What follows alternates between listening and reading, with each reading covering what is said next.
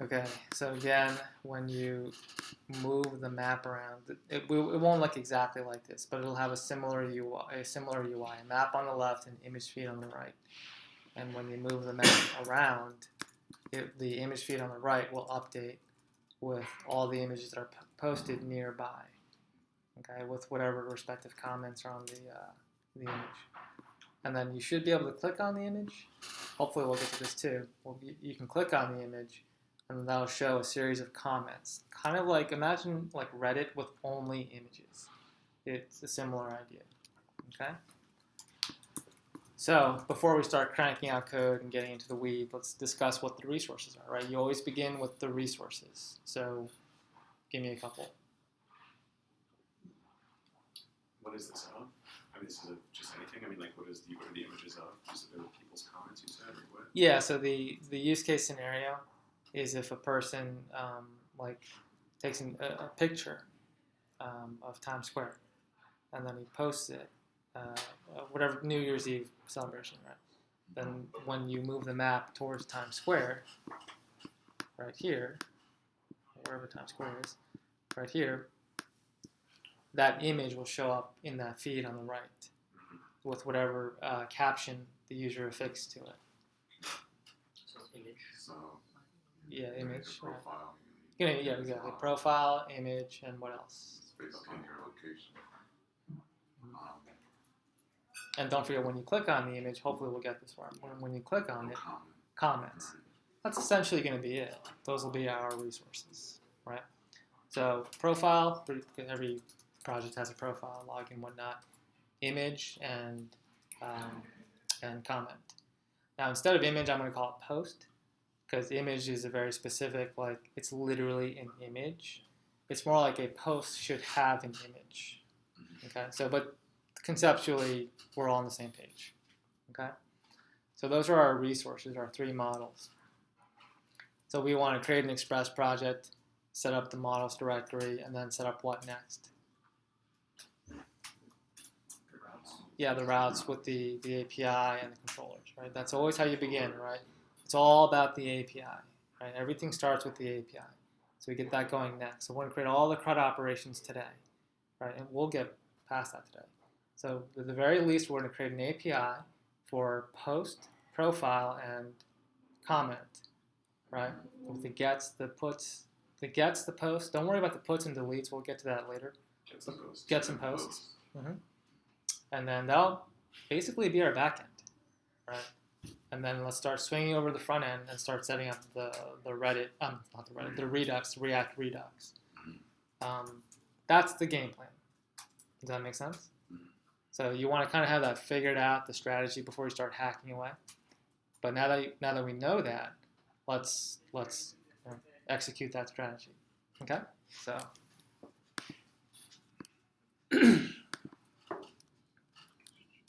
All right. So same as usual, go to your desktop or wherever you do your work. What do you want to call it? I guess you can call it like maps posting. Yeah, I don't know. It's called snapshot. Snapshot? Yep. Okay, I'm going to move slightly faster because a lot of this should be like reviewed by now. So calling a snapshot, cd into it, and then don't forget the npm install.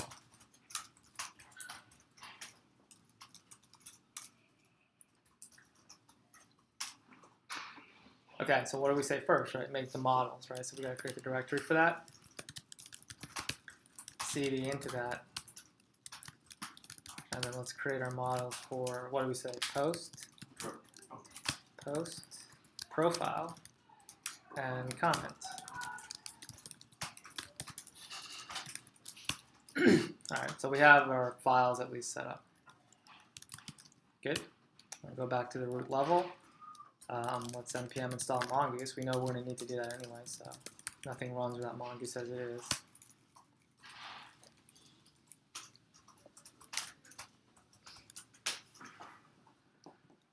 Okay. cd to the routes and create an API route.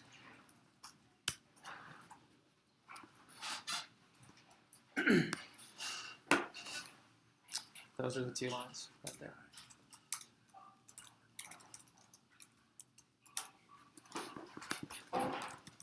Good.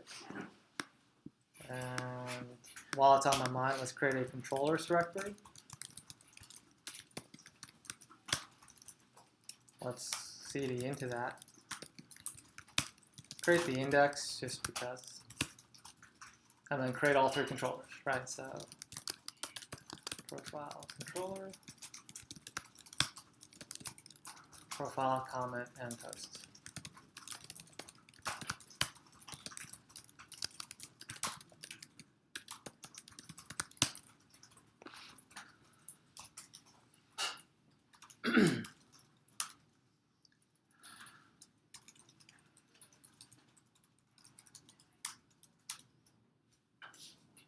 Cool, we basically scaffolded the project, so let's go ahead and start coding some of it out now. So very first thing I'm going to do is connect the API route just to make sure we have a valid route. So I'm going into the users one that they gave you for free. I'm just going to copy and paste that into the API route. Do you usually delete this user's route too? Yeah, ultimately, yes. Sometimes I forget, but the idea is to do that.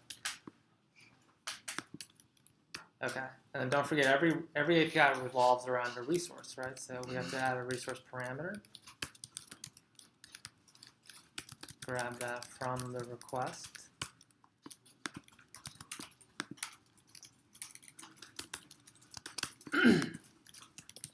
And then just spit that back out in the confirmation.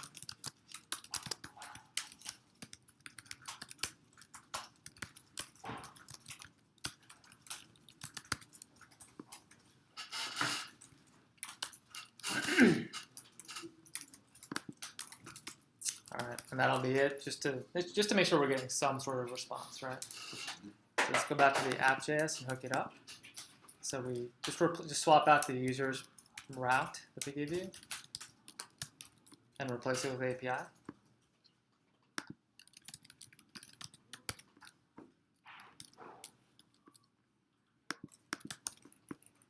And let's test. Is everyone ready? No, just no. Yep, let's just give it a run. Oh, I think we got it. You don't need to run Mongo yet, right? Not yet. Solve it, yeah. So now we have a successful route connected. We're good to go. Did everyone keep up with me on that? Good.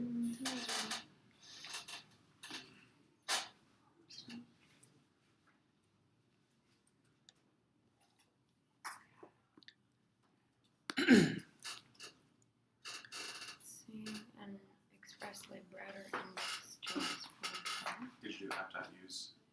Oh, I didn't. This didn't save it. No, we have this one.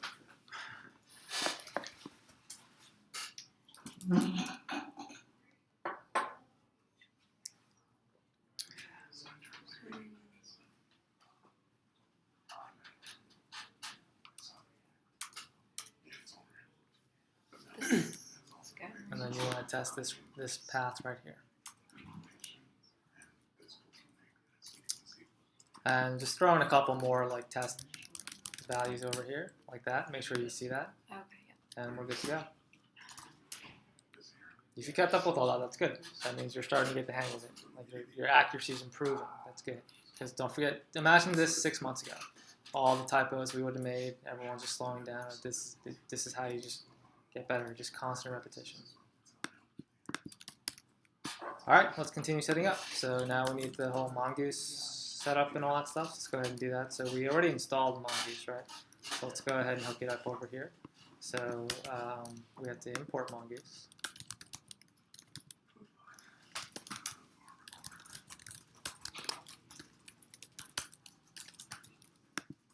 And then let's connect down here. We need the MongoDB URL before I do that. So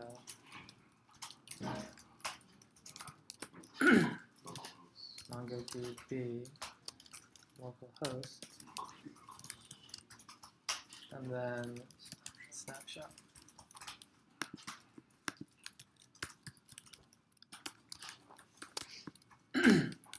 Establish the connection, and then console log in error and success.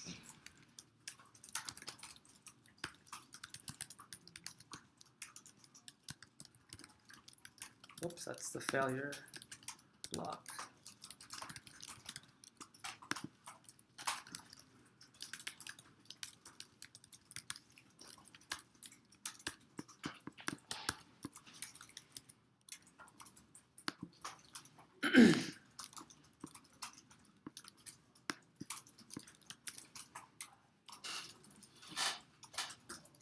All right, let's try that. Now we do need to run Mongo, right? So open a new tab, run Mongo, run the node mon, and let's see which console log we get. And hopefully we see this.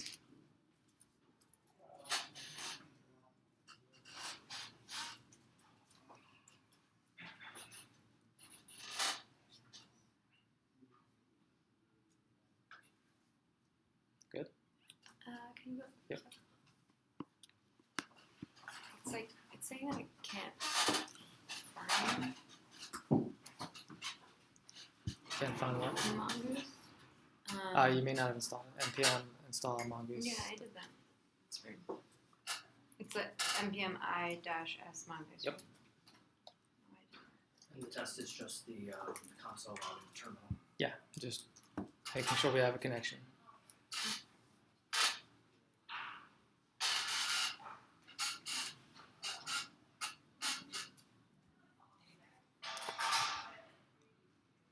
It's saying that I have to upgrade to NUT 2.2. Tim, do you really care about mustache anymore? And like, you know how we have like the HJS now, and then we're sometimes just do the mustache. Is it just like, Yeah. it's like a whatever? Templating engines are all kind of, just pick your flavor. I'm just saying, because we know we're going to put React in later, so I mean, I still use it, but it's not. it's like an intermediary. Yeah, it's not a big deal. Some people use handlebars, so it's fine. Not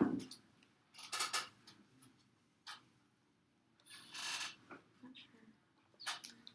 I like it because of its native partial support. I just Yeah, find it that's very nice. convenient, but it's not a huge thing.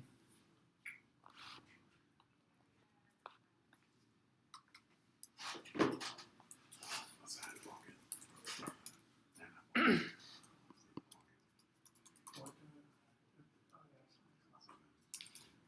And also, if you log in, yeah. I keep it visible, but it's actually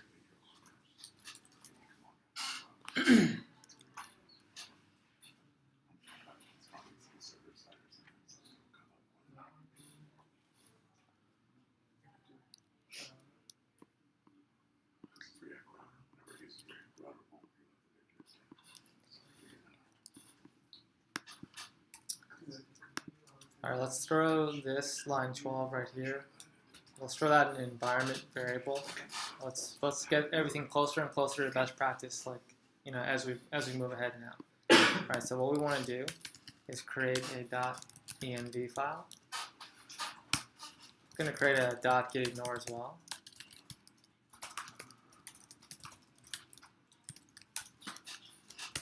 Because right away we want to ignore the .env unless we forget, lest we forget, which is not good.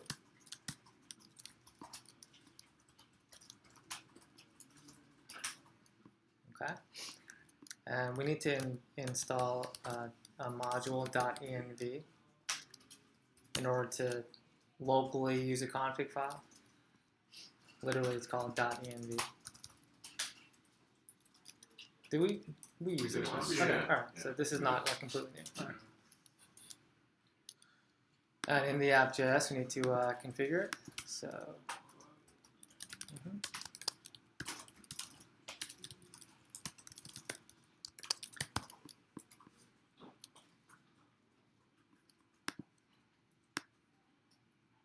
that's line 8 right here. That's how you like install the .env configuration.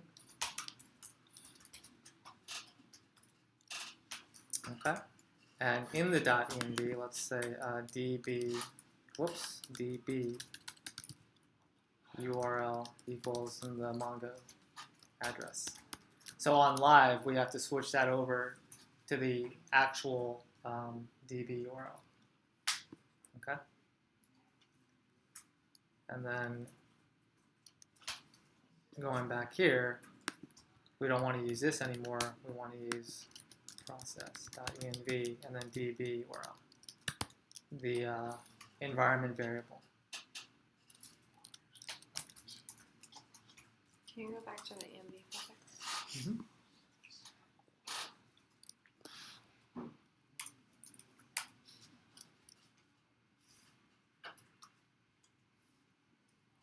And the attributes. And then if you have all that, oh, wrong file, sorry.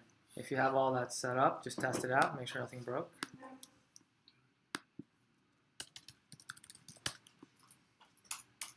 And we're still in business.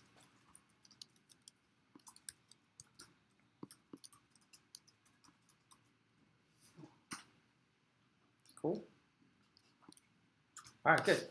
Got through a lot. So we have the route set up, the API route, we got the database connection. Now let's start setting up our models, right? Do you do a git commit now, Dan? I mean, not commit now. I mean, do you do No, it I initialize usually now, or you just I wait usually till do the later? git init way later. Like Okay. the React project will pretty much be done before I do my initial commit. Oh, really? Just because, like, I don't know, like, all this stuff is kind of boilerplate anyway. So, where were we? All right, so I'll start with profile. So I'm in the profile schema right now.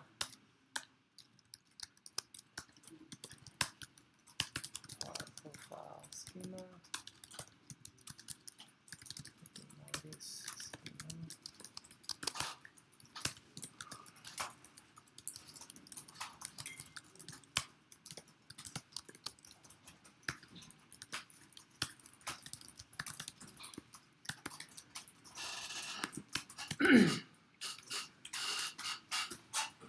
Okay, so just a completely empty schema, with nothing inside. Let's keep it simple. So let's just say username, password, and like that's it. Again, simple, right? Let's just the idea is to finish.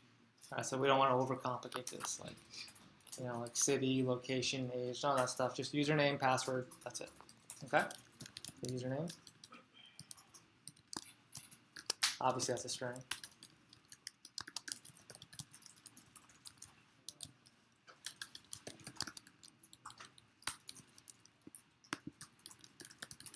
And password as well.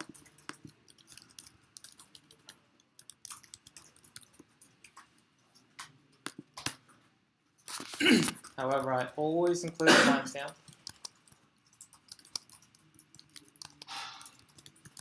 Because why not?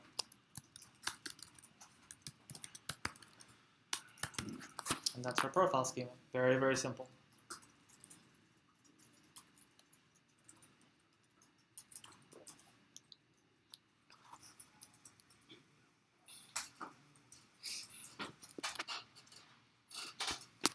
All right, and let's go ahead and fill out the post schema as well. So I just copied and pasted from the profile schema.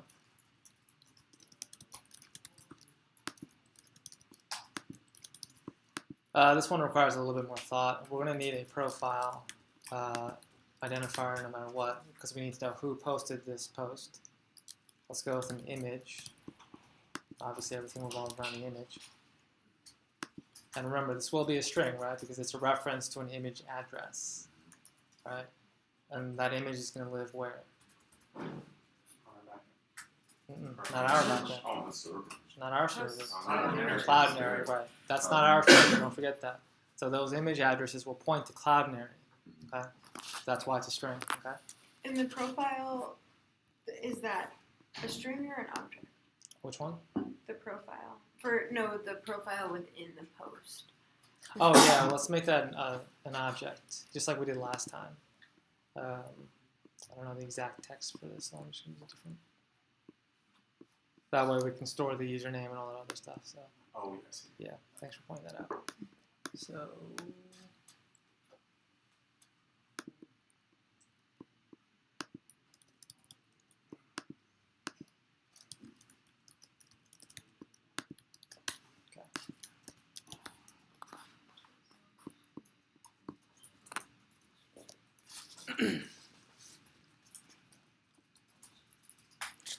And then don't forget caption, which is just a string.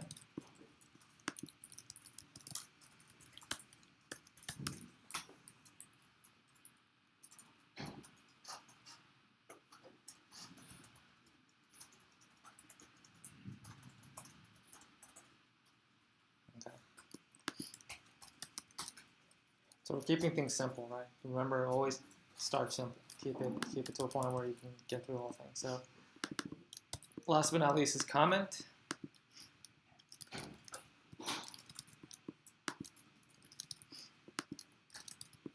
Which is also going to require a profile because we need to know who's making the comment. Let's also include a post reference because we need to know what the comment is in reference to. I'm going to keep the post as a pure string, actually. It'll make life a little bit easier. And then text. Comment needs text.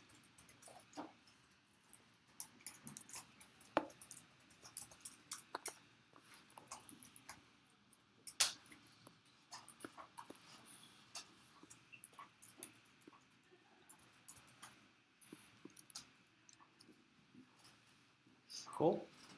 Good. Next is controllers, right? So basically, we just need to set up one controller and then duplicate that for the other two, right? So it's not like 3 controllers. So let's go with post. Var post.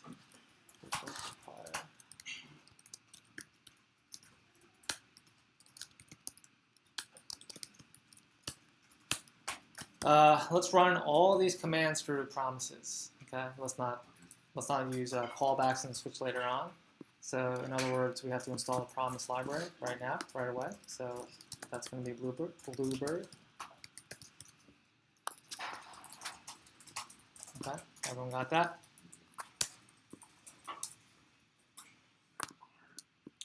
Cool. And so we can go ahead and use it right away.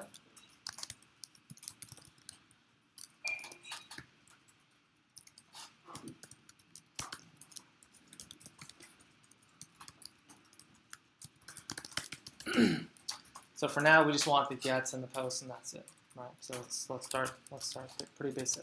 So the get will require params. Oh, actually, we need 2 gets: get and a get by ID. So three functions.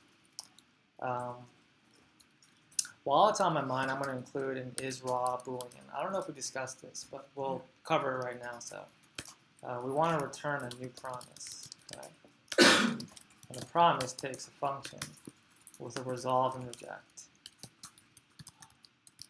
And then inside the promise is where we do the actual commands. Right, so here we run the profile among these APIs. It takes the params and function.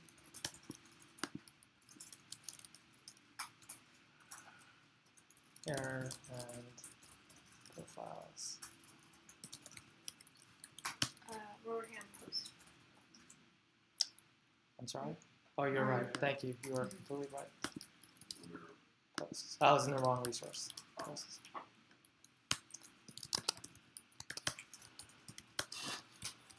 If error, reject the error. Okay, standard, and then here, resolve.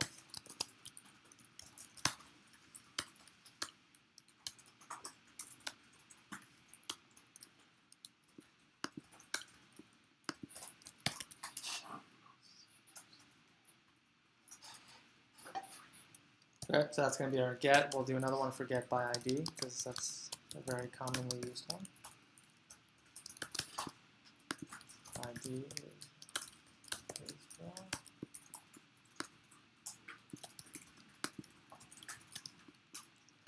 Find by ID.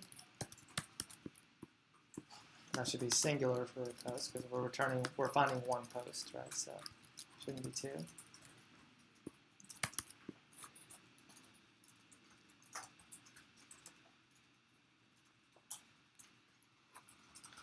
We'll deal with the is raw boolean later. It's a boolean. We'll deal with it later. I just know that we're going to use it, so I'm just going to set it up right now. And last but not least, set up the post command.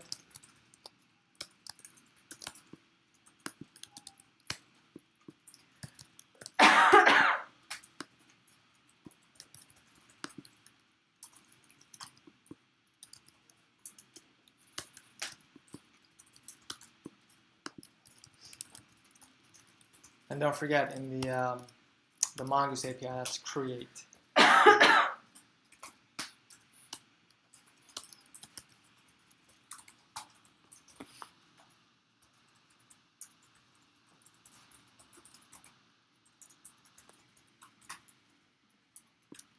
here's a typo right here. It should be params. Okay.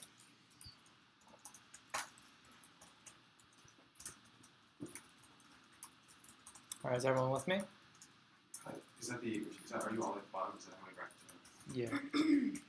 I just give it a quick once over, like, kind of like proofreading a paper, like make sure there's no typos or anything like that. In all likelihood, there's going to be a typo somewhere, but may as well try and prevent it while we can.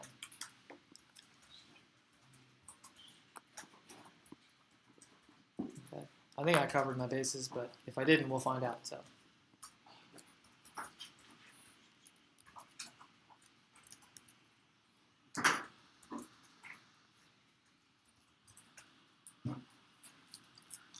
All right, so let's take all that and just throw it over into the other controllers, and then we have a controller set up.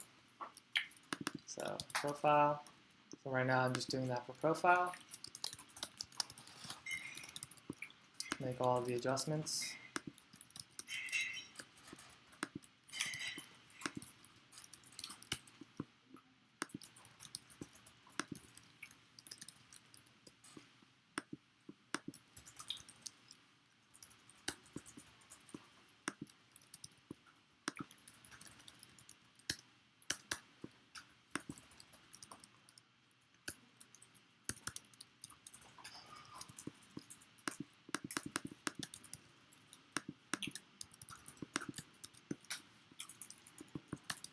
And then comment.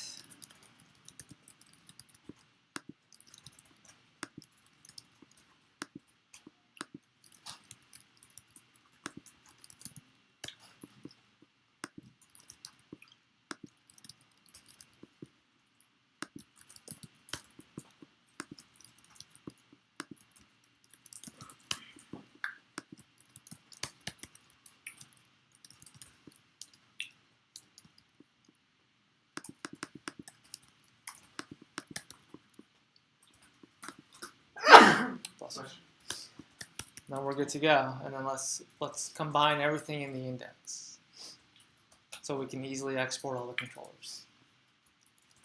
Okay, so let's go over to the index and let's import all the controllers.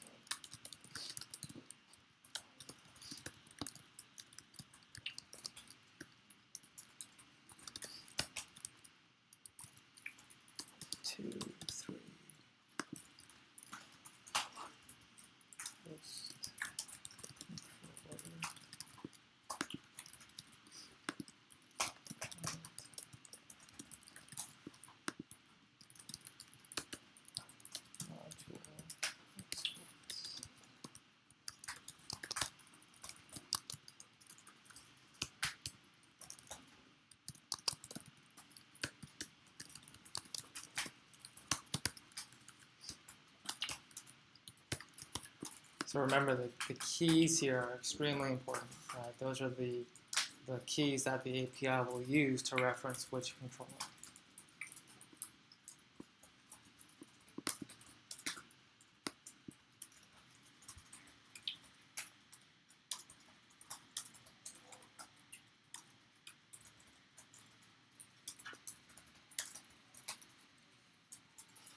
So you want to be especially careful about typos here. Obviously, you want to be careful all the time, but this is especially crucial.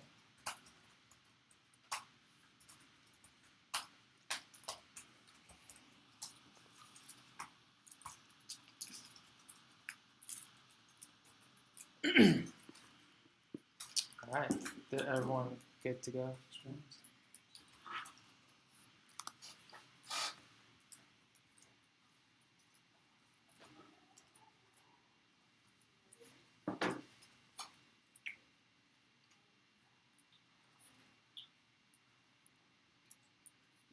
We could change our controller. No, I see. Here. Yeah. All right, let's test it. So swing over to the API, and let's import the controllers.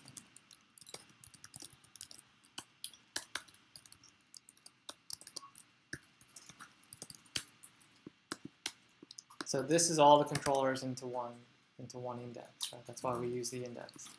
And then here, we grab the corresponding controller based on the resource name, right? Which may be null, so always check for null. And then return the corresponding error.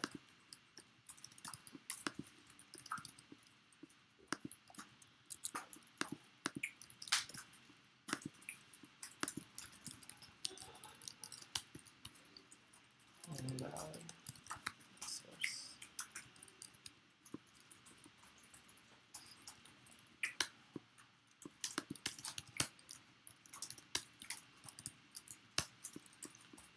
Okay, there's the error block. So that would be a scenario where the user typed in the API is like a nonsensical request. So if I type in /API/zone here, I should get that error. Okay. All right, and then in the success block, we run the corresponding command based on the API request. So here it will be get, right? And then we pass in the query params. That's the params. And then is raw, we're going to want false for that. The default should be false. Don't forget this is a promise, right? So then the next line is then, and then always cover the catch. And then in the catch block, just throw the error, just return the error with whatever message comes with the error itself. And the success block should take a payload of results.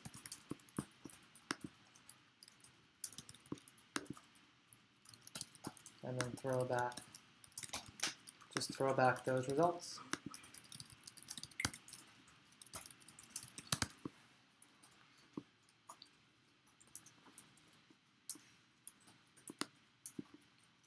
Okay. So remember what we're doing here. We're setting up the controllers for all three resources in this fashion. Can you explain the Israel yet? Not yet. We'll get to it later. I'll explain it when we get to it, which will hopefully be in an hour. Okay. So if we did make a mistake, we will find out now. So open up your NodeMon, run the server. Let's hit some endpoints here. So we have API profile. Is that what we want right there? Yes. Yep, because there's nothing in the backend. We want API comment. Same thing. And then what's the other one? Post. And then let's test a few error scenarios and invalid resource.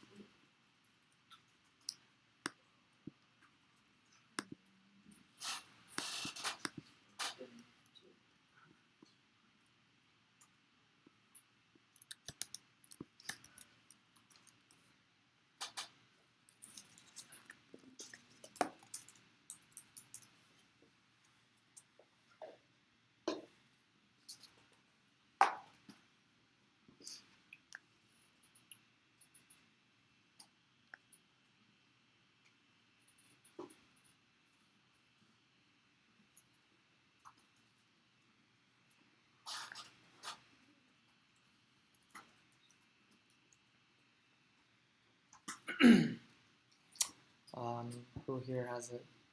Cleaning up errors. Yes.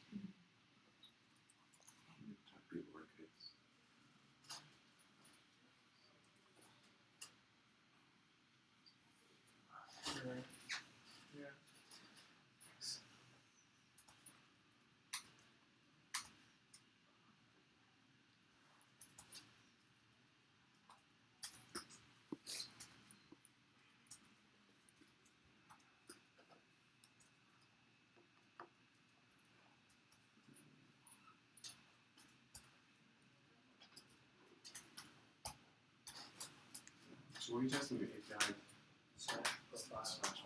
Mhm. slash what is that? What profile? API/post and then API/comment.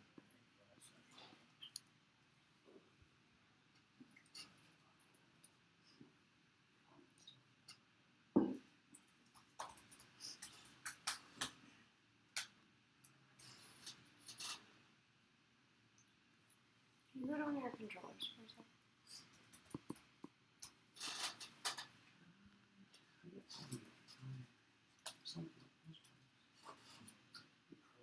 And the other two don't. You probably do what I did, copy the whole setup for the post and not change it at the very top. Check comment controller. And same thing with the top.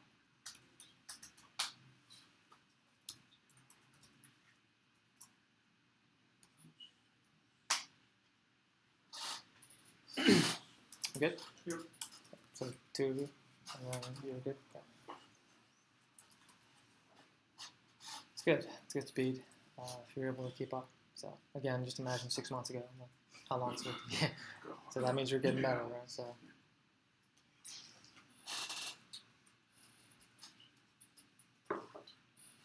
Thanks for bringing something.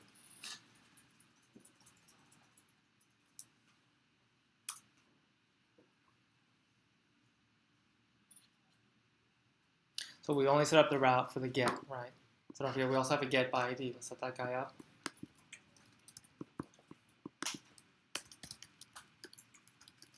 So we need another endpoint for that. And add the ID parameter.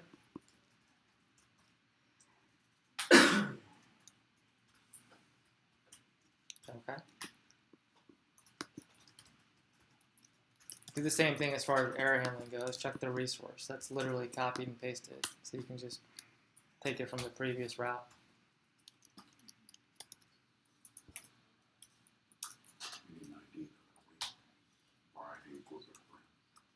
We're just covering the error scenario right here. That's it. So once you pass the error,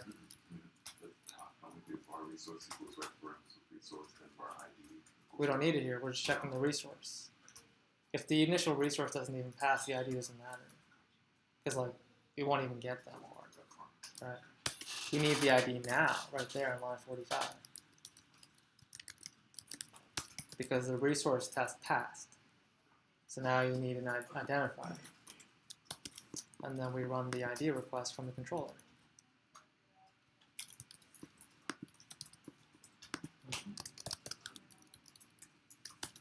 And remember that returns or should return one result, not a set of results. So make the corresponding adjustment.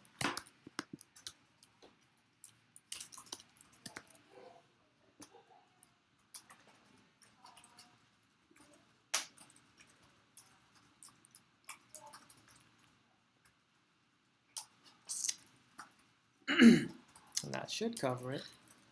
But if we made a mistake, we're about to find out.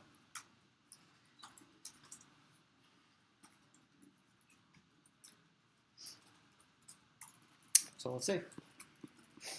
Go back to your endpoint, type in comment, and then 1, 2, 3. Okay, so this is actually what we want to see. It's just that the Mongo error is not very sensible for us. Right here. Right, this is a situation where the Mongoose response is just not very human readable.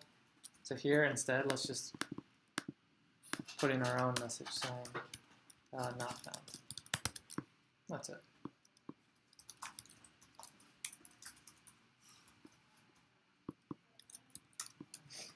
I think that's a little bit more understandable than what Mongoose was trying to tell us.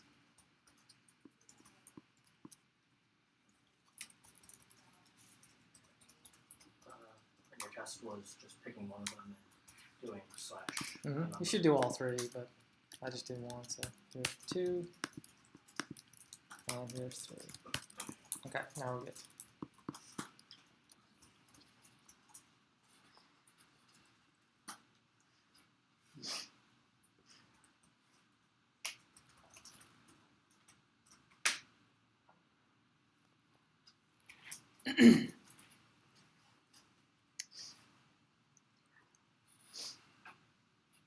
All right, so we're just trucking along here. So let's do the last one for today. Is the post, the creation, right? So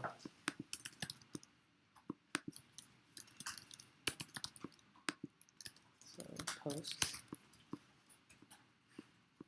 Same thing with the resource. Always check the resource. Just want to make sure it's a valid request. And then here, the controller command was post, I think. So controller, Create. you might be right. Let me just double check that. No, it's post, right here, post. And don't forget, it's the body we pass in. Okay. The rec.body. All post requests deliver their data in the body. Okay.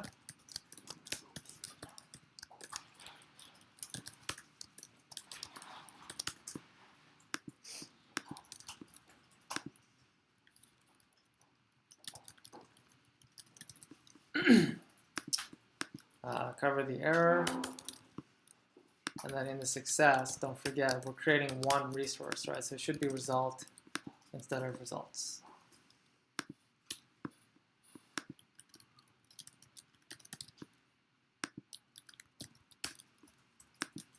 And that should cover this one.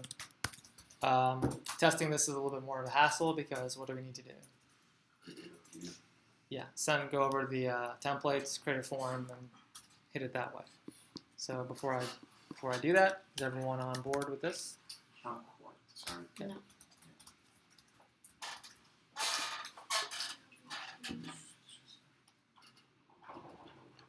Let me just make sure I didn't make a mistake either. Okay. Telling me get by ID is not my function. Should we write like uppercase?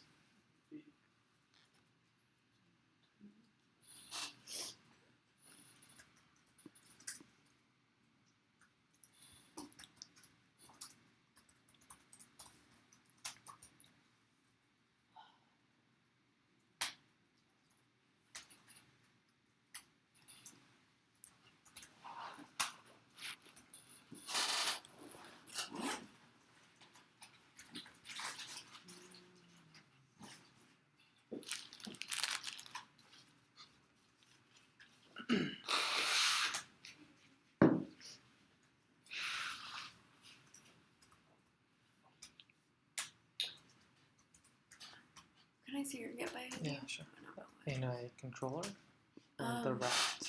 Here's yeah. the route. I mean, it's saying when I say controller get by ID, I think it's saying that's not doesn't exist. But maybe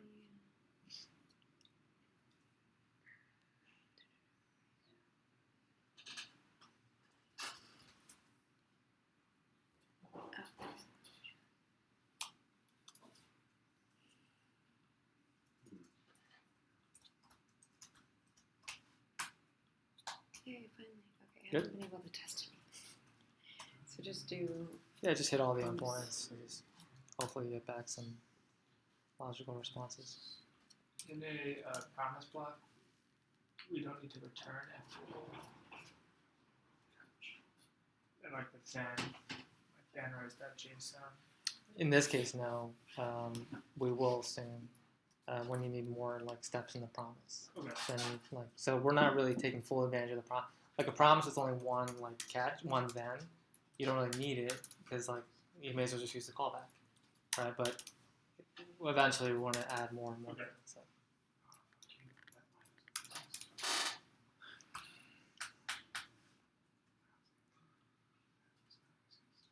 Then I have an error that is setting a line number that I don't have.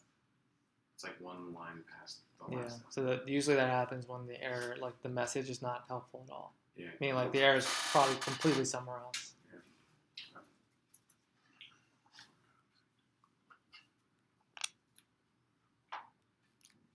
You were able to get the controller access before.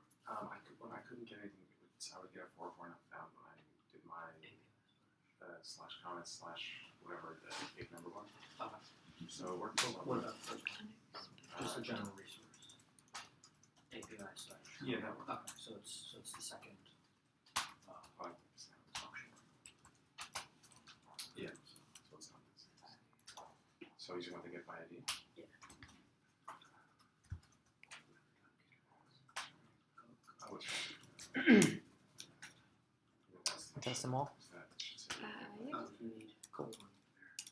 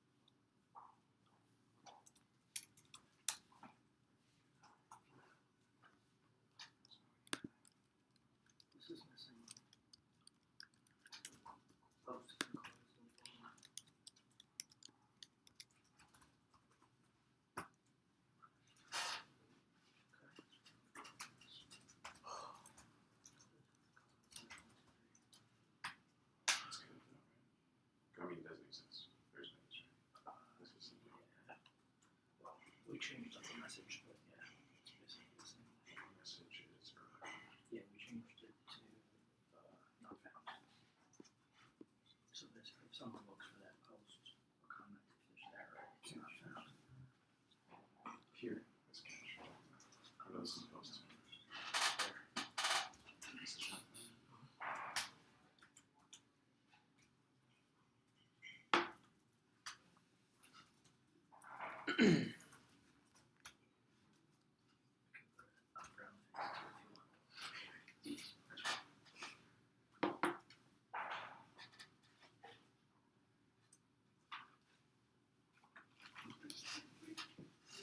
All right, let's test the post endpoint. Create a couple profiles or comments or whatever. So open up the index.js and take out whatever's already in there, and we'll do create profile.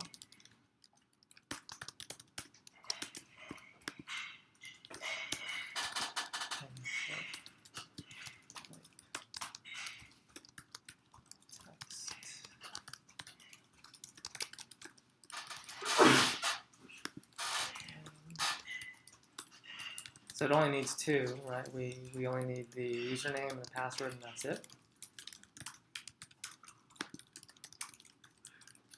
And let's create a profile.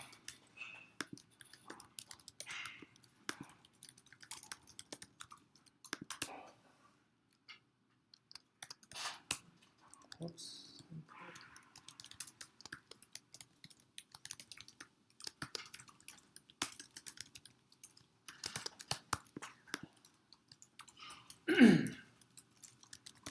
The form needs an action and a method. What's the action?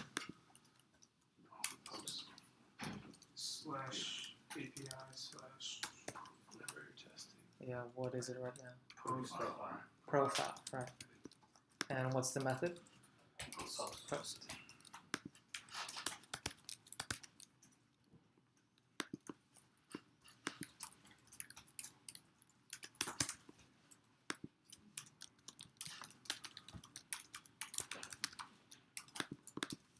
Okay, so once you hit the button here, it should give you the JSON back of the profile you just created, which it does. And then you want to test that endpoint on the get, right? Make sure it returns on the get, which it does. And then make sure it returns on the get by ID. How'd you test them again? Just reload? No, it's going to resubmit the form. Just open a new tab. Okay. So, oh, you're saying just put ID in.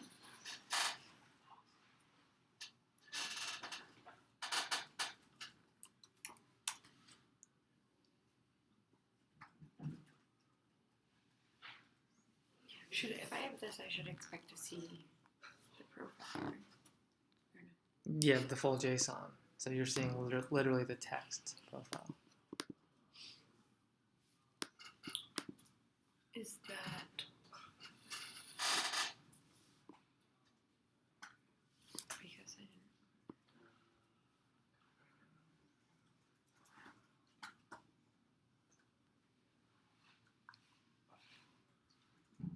So you get back to Mhm. real quick. Check the view updated on that top line in the controllers before. Okay. Because I just ran into an error. I don't know, is this, I believe, Okay, you're good. Yeah. and that's been faster test much.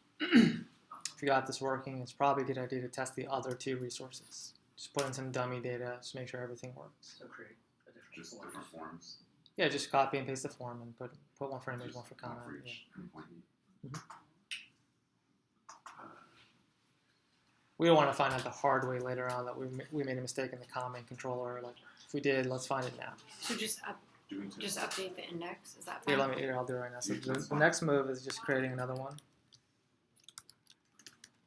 Create Oh, comment. down below. Just- Okay. Shoot one that's like an object. Just put it straight code. Just leave it empty for now. The fact that if it creates at all means it worked. So just use photos. Right, so our comment is, profile is an object, so forget it for now, just post in text.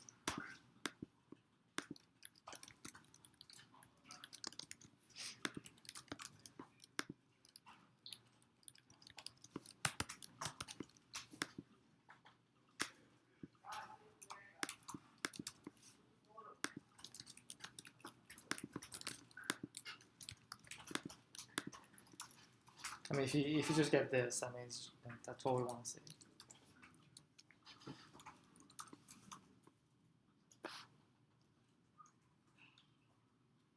And just be thorough and test the last one. Create post.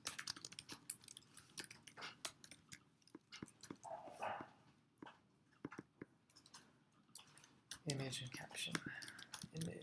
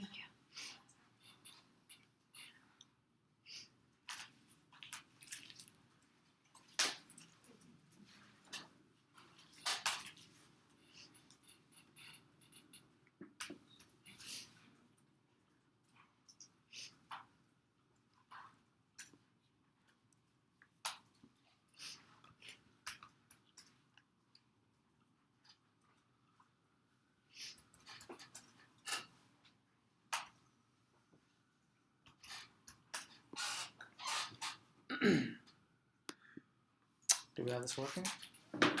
Great, good. It's really good. It's pretty good for under an hour, right? So we just created basically, it's not a full API, you know, it's not, there's a lot more to do, but we have enough to start testing on the front end, right? So let's go ahead and swing over to the front end now. Start hacking at some of the React side, basically scaffolding both sides of the project so that as we build out one, we build out, they kind of grow together, right? So sort of a common misconception is, especially amongst my clients, is that they think you build the entire backend app first, which some people try and do, and it, like, you could do it that way. But really what I find to be more effective is when you build on the front end that sort of guides your backend requirements, right? So what have we not done yet? We haven't done any password encryption, any kind of session storage or token auth, anything like that. We'll get to that when it's time to get to that, right? But what we don't want to do is build all that out, because what's going to happen? We're going to make a million mistakes, right? Including me. I'm not saying this to say, like, this is your level of programming. We're all just going to make a lot of mistakes, right? And so you want to build out on an as-needed basis. Or it's more of a personal philosophy. That's how I do things. So we're going to do that right now. So let's shut all this down and swing over to the front end and start building out the React side, okay? So this is like the minimum scaffolding necessary to create like a backend that'll service our current needs. So now that we're done with that, let's npm install React.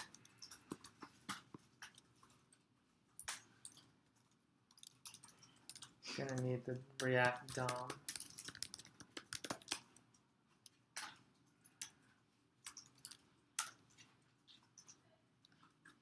What else? Somebody else help me out now. React Redux. Not Redux yet. We're not quite there yet. Webpack, right? Dev depends. I'm going to put that in the regular dependencies. You're putting Webpack In the regular dependencies. not the dev. And we need with Webpack, Babel. Yeah, the Babel loaders, right? So there are 4 main modules for that. What are they? Babel Core, Babel Loader, Babel ES 2015, And Babel React. React. That's it. Sorry, Good. Preset ES 20. Excellent. So we're going to put these in the regular dependencies as well.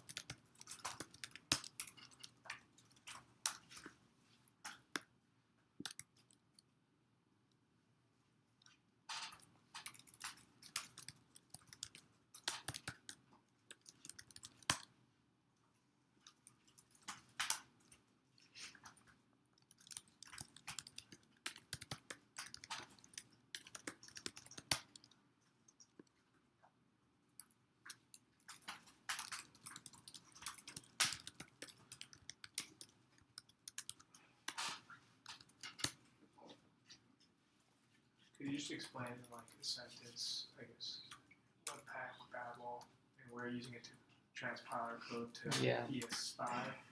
Yeah, Or is just it- explained it. And don't forget No, the. I wasn't sure if like it like, do we compile to ES5 when we build it, and then it's just up there in ES5, or No, it's okay. So browsers? here's why. That's exactly why I didn't put them in the dev dependencies. We're going to send those up to the server as well, so that when we deploy to the server, it'll build on the server. So what we don't want to do is version control the build. We don't want to version control that. The distribution build should be built on the server. So all those Webpack and Babel tasks that we set up have to run on the server. So they have to be on the server in order for that to be possible. Okay. And is there a reason why you're doing regular dependencies here? Yeah. Well, yeah, that's it. So they go up to the server, so that when we run the build scripts on the server, all the required tools will be there. So if we didn't put it in, if we put Webpack in the dev dependencies, when the server tries to run Webpack, it'll crash. The whole website will crash. And so we're sending it up with the server, so we can run the build script on the server. So we would just manually build it once, and then that's it, or is it like? No, So we build don't. We when never people even build visit? it. We're going to write a script in the package.json that will trigger the build every time the server launches. Got So the server launches, and then the first thing it does is it builds the project. It generates all the distribution files, and then you see what you see. Okay, the alternative is we can build the code locally, and then version control that, and then send that up. That'll work. It's just not best practice. That's just not considered professional. Okay, so we have all the required modules for the React. So let's set up the React side.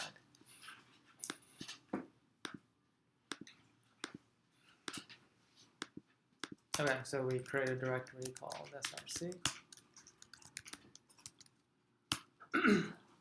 cd into that.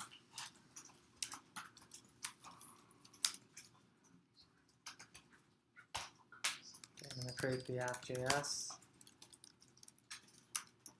Okay, go back to the root, create the webpack config.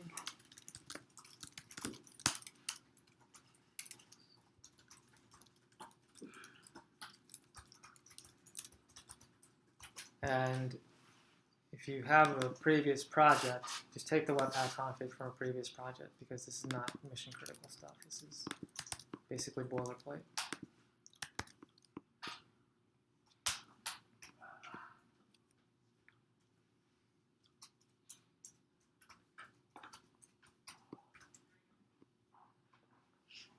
Paste it in Slack.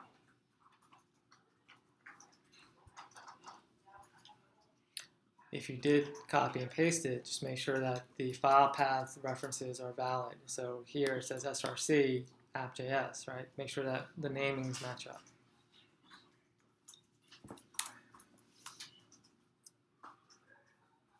It will make the build for us, build the public build the bundle, all that stuff. Yeah, Webpack does that for us. We haven't used those, all those other things, I don't think yet. Or I don't know if we have.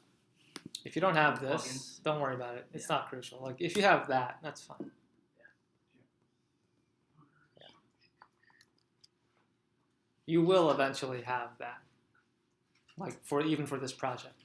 So we'll probably get to it on Thursday or maybe the class after that. But like we will put that in later. Okay.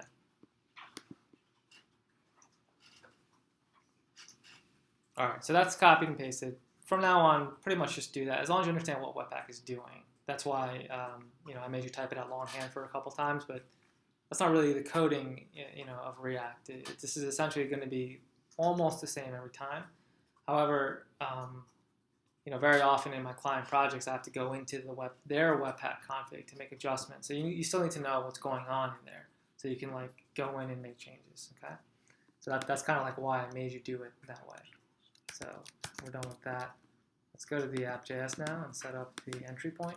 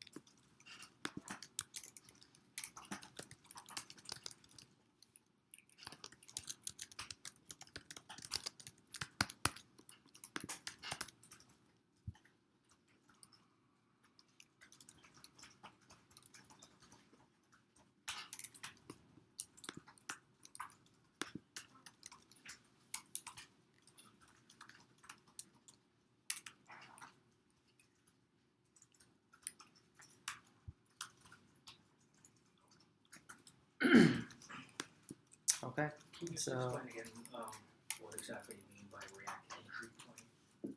It's just test. I may as well just write test here. No, I know, but what? I mean, the term React, the entry point. What is that? So this file right here, our app.js is usually pretty minimal, right? It's usually no more than like 20 lines at the most. That's because all it is a conduit to all the other components. It's the entry point. So we're really just using it as like the bridge to the entire React project. Very little of actual like React happens here. Right? Like maybe the React router, and that's about it. But beyond that, we're just like importing a bunch of components, and that's it. So this file basically serves as literally the entry point. Like it all leads to the real project. Okay. So let's compile it now.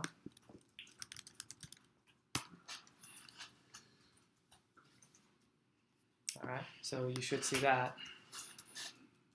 If not, none of this is going to work, right? So make sure you see that. Do we see that? Mm-hmm.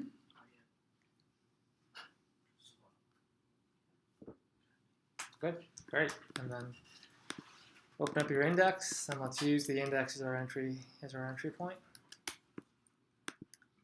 Index.hjs, the home page. So Okay, you just deleted all that stuff. Yeah. That was before. testing. So let's create the root, and then don't forget to import the build script.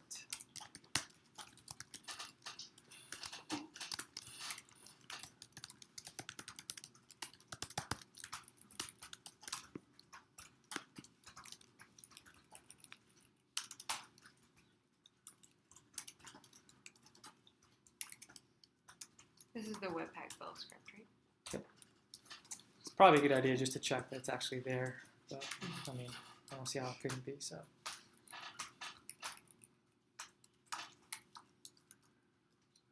All right, let's try it out. Is it a scripting engine?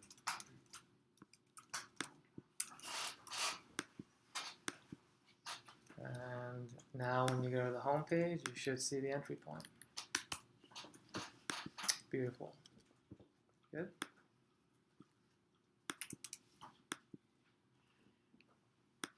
It's a lot of progress right now, right?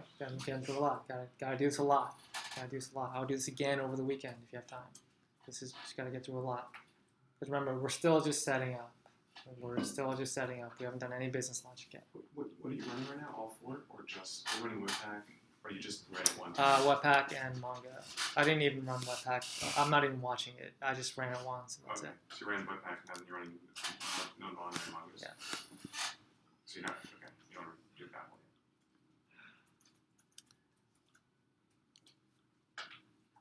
Can I grab the card? Yeah, sure. Oh, you don't need it on this floor. Oh, good call. Yeah, you don't need on this floor I there. figured So about that. thanks for remembering. Not once you get back in. No, you. Yeah. It's It's inside. right over there before the door. It's another reason why I like this floor. Forgot that.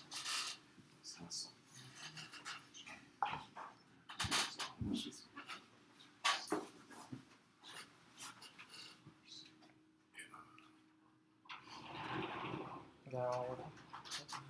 And where should I see? Have you used any of those themes you sent us? HTML? Oh, I want to show you some stuff that Oh, this is what I did is I one. took those themes and This was right I pre-carved them up into React themes. Yeah. I did like 5 of those, so you can just have them.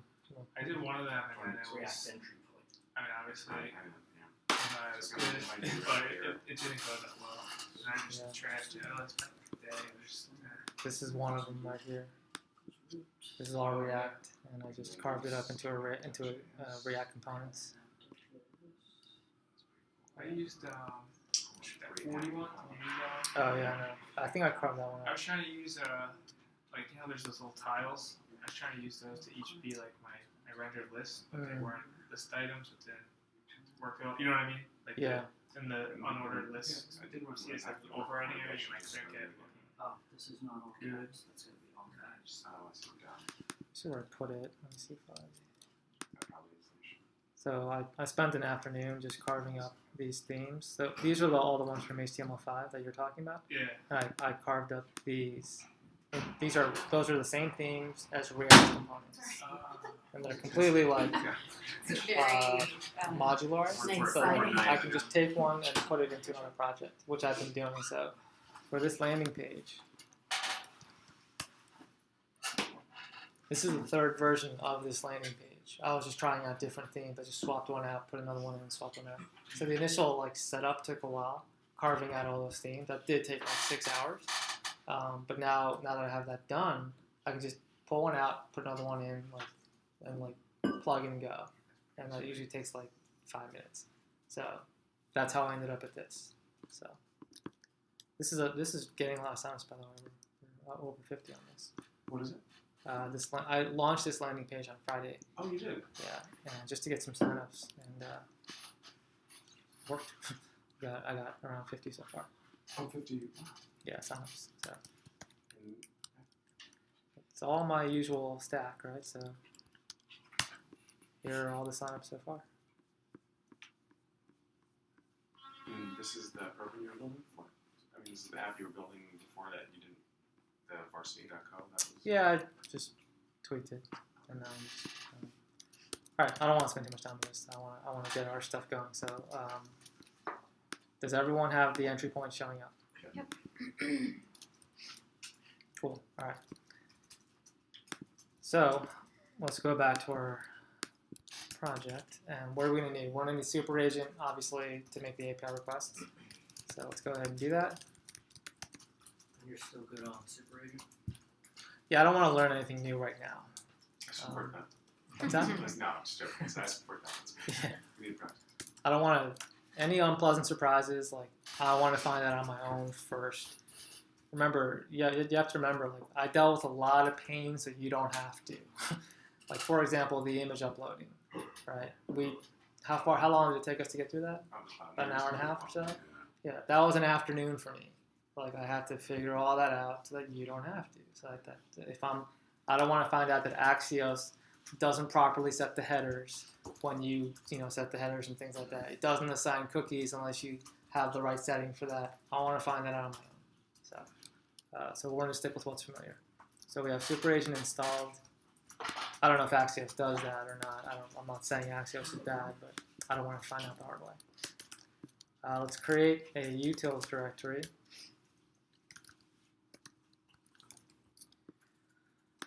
Is this the source?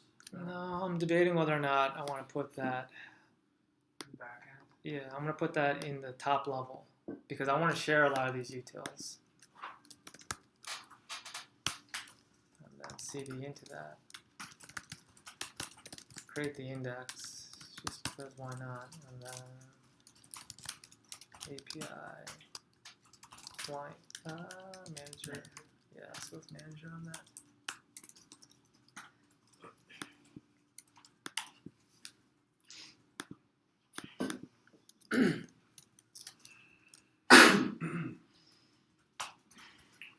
We're on the back end here, so we have to do CS5, right? So should we stay on the back end then? Yeah. Now let's do this in ES6. So I'm calling a switch on this. Open up your project, and let's stick with plan A. Take the source, the utils, and put it in the source.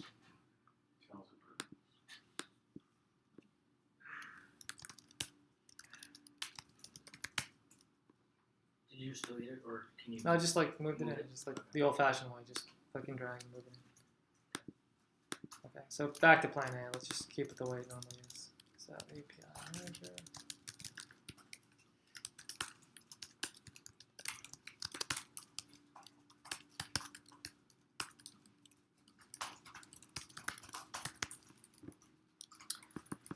All right, so we're going to need super agent, obviously. What did it say inside your exports? API? Right here. Just API.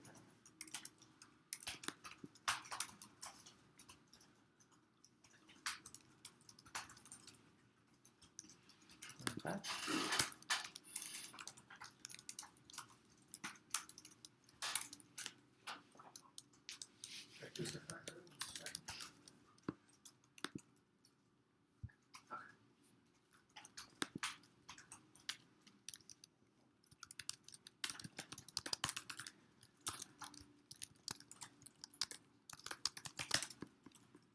So get request needs a URL, right? A URL. It needs a params.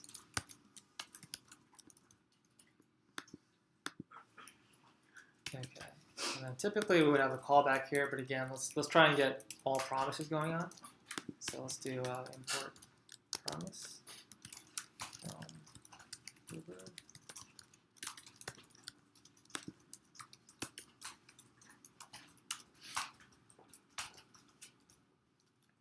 Good. And then just set up the promise.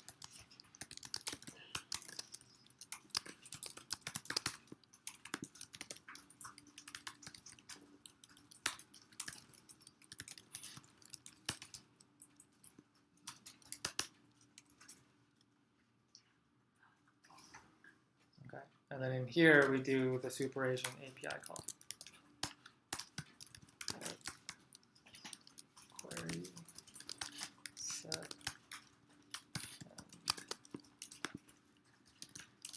URL params accept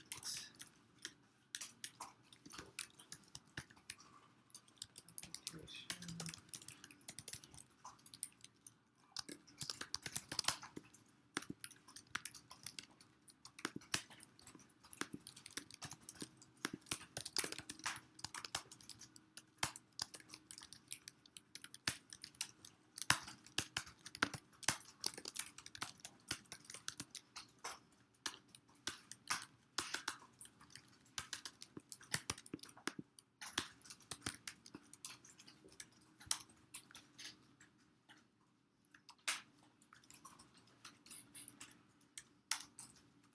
All right, we'll stick with that for now. We'll get to the post and the other stuff when we get to it, but for now, this is enough to test.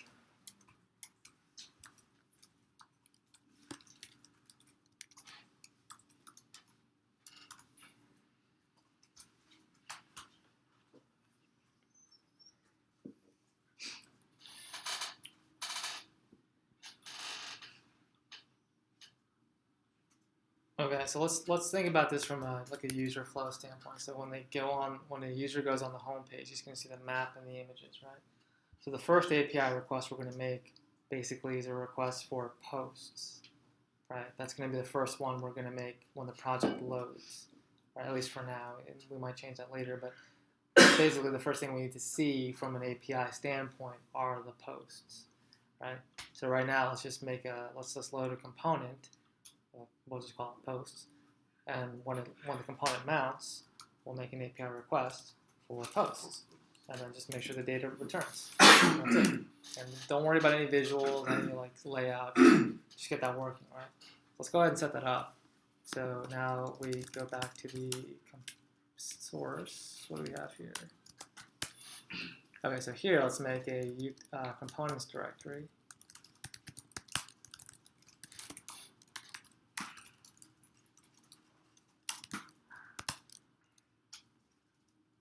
Good. Let's make a containers directory. Let's cd into that, and let's call it posts.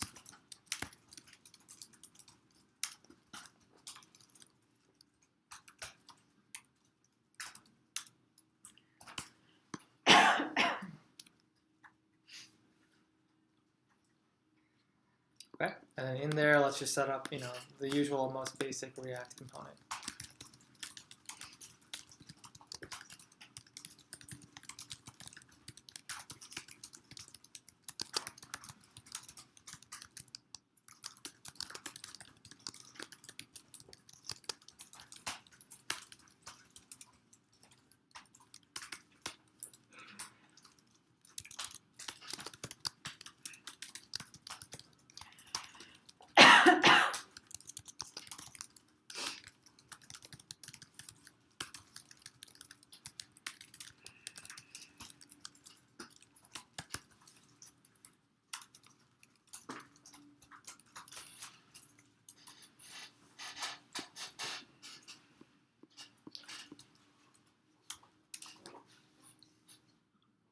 Okay. Let's import that inside the app.js. Oh, you know what? Let's create the index first. So that's a better way to do this, or at least I think it is. So inside the index, let's do it like that. Except spell it right.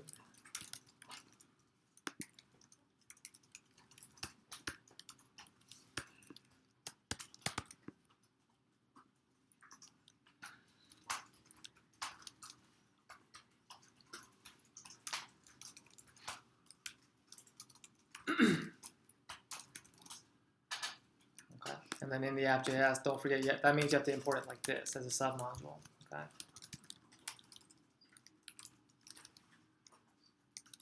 Components. Containers. Yeah.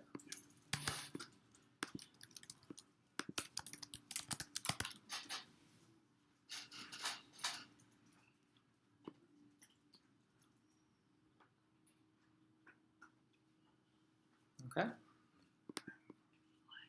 Check, well, I haven't been running Webpack, right? So let's go ahead and run Webpack. Make sure we didn't mess anything up there. So far so good. Run the node mon. Check the home page, and we should see that. All that code for 2 lines. Why aren't we not? We know a bit about the Imagine this in a demo. They'd be like, man, an hour and a half for that. Hey, I just refreshed and it worked, and I don't care about anything else.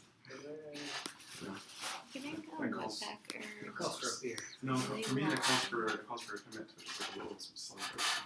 what? A what? For me that. That's usually a typo. You probably made There's stuff up. another module with an equal name. Oh, Milestone. Yeah, it's celebration. Who has it working? Good.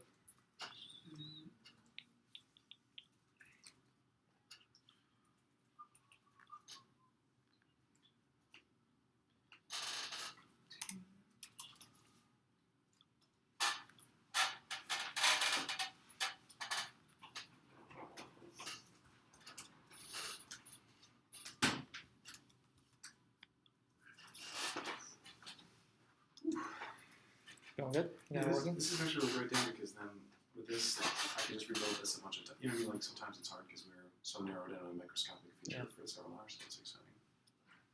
Yeah, I know we all need this. So Thanks. we're going to do it a couple more times anyway. So by the end of the month, we'll have 3 projects. That's going to happen.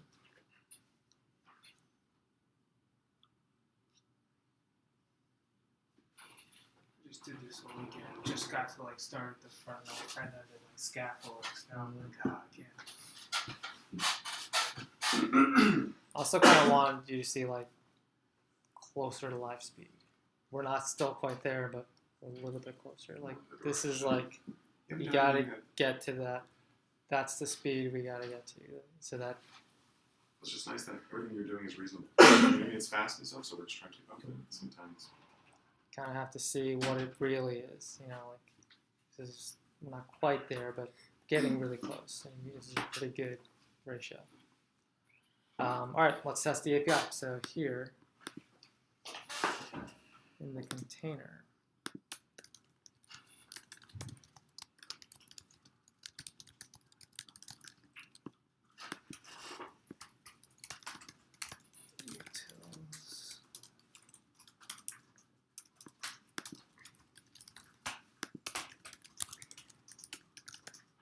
so don't forget we gotta override the component did mount to make the API call, or just to have a spot where to make the API call. The API post. Oh, this is a promise now, so we don't need a completion block. That's good.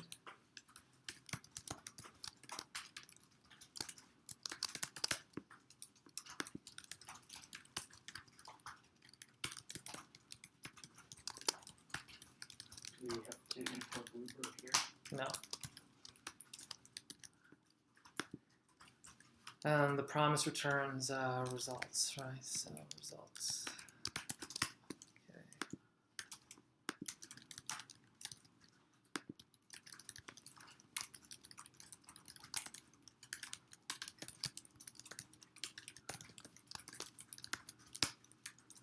Okay. Actually, I'm going to call it response because inside the results is probably going to be a results key. So we'll be doing like results.results. I don't want that.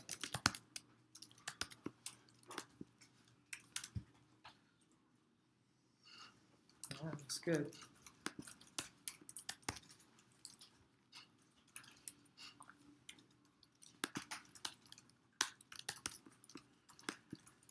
Okay, checking on Webpack, make sure it's not complaining, looks good. Let's open the browser, open the console now. Let's test it out. Beautiful. Calling response, right? Yeah, just because of this right here, you see where it says results? Can I see your API manager? The API manager, yeah, right here.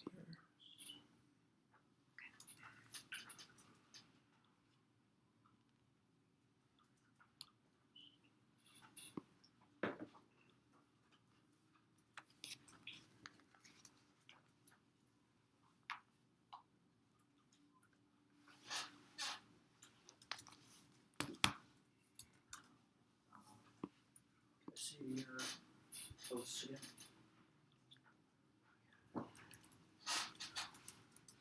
I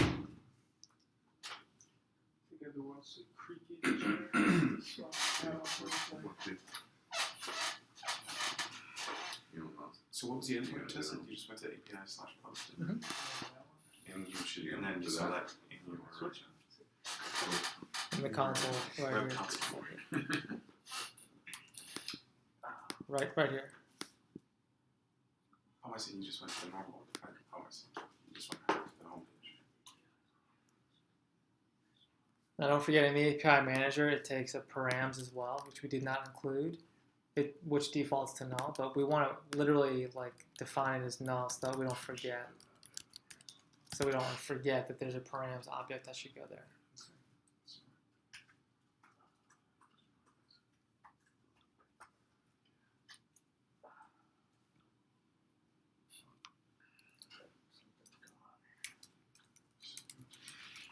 All right, so normally what I would do next is take those results and set it up in state just to sort of illustrate how things work in React and components and containers. We're not going to do that today. We're going to just get right to it. So we're going to run all this through Redux right now. Okay. So set up the whole project, get everything stabilized and ready, which we should be done with in less than a half hour, and then start building out the actual project. Okay. So before I get to that, is everyone?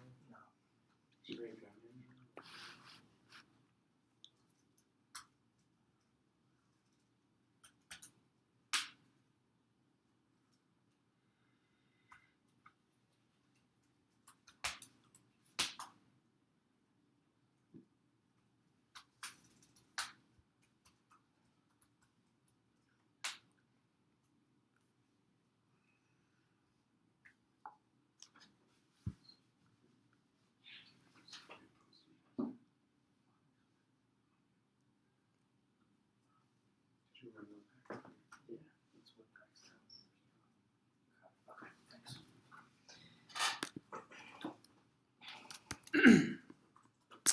All right, so let's get right to it. So go back to your terminal, go to the source directory, and let's set up the Redux environment. So we're going to need constants, going to need actions, going to need reducers, we need stores, and we already have the utils.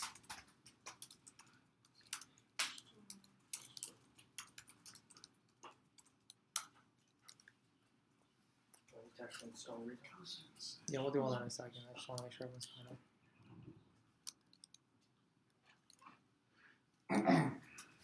Okay, let's go back to the root level and let's install the necessary modules. So Redux.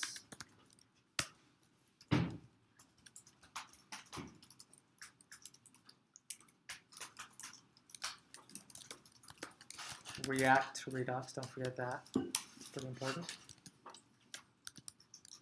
So this guy right here.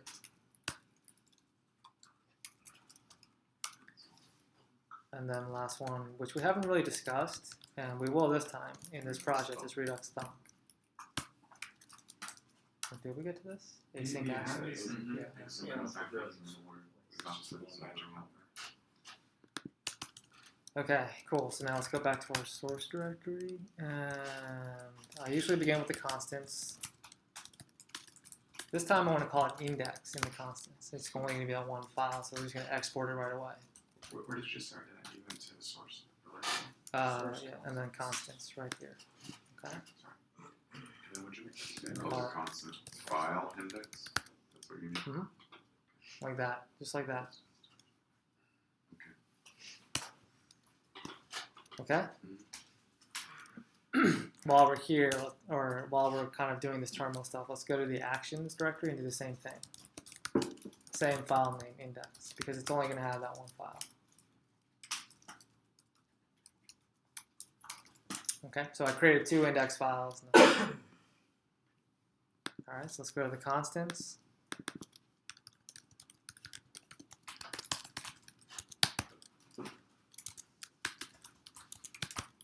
All right, what's the first constant we should be calling here?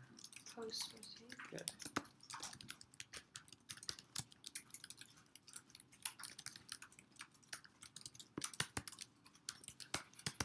Okay, that's our constants. Done with that. And then let's go to the actions.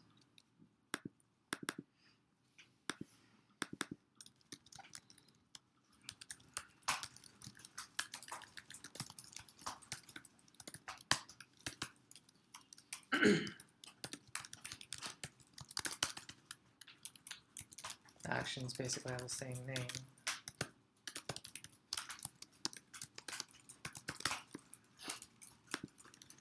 Posts.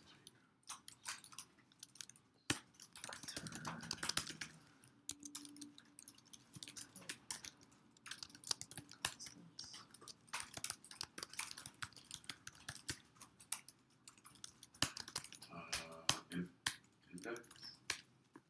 Yeah.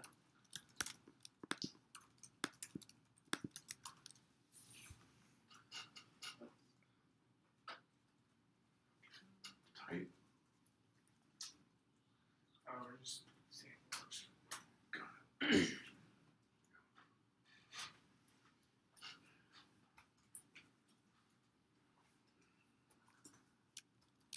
Okay, so we have our constants and our one constant and our one action. So what's our next step? Right. So let's go to the reducers. And what's going to be the name of this reducer? Right. And create the index, just easy, so you don't forget. And open up the post reducer. And this one requires a little bit more thought, right? This is, remember, on the React side, this is like where all the real work happens, or more accurately, the Redux side. So here we need the initial state. It's going to have I'm going to leave this empty for now, just not even post, just initial, that's it. Export default. It's okay to call it initial state, right? It's just Yeah, let's go with that, initial state. Okay, we're exporting an action. This whole thing is just one big action. So, or I shouldn't say action, one big method, one big function. So it takes a state, which initializes the initial state, and then an action.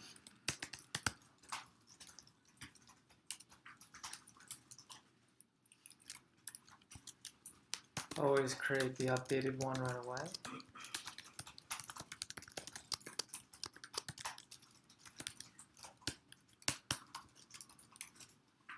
If we were being more descriptive here, this would be like updated state.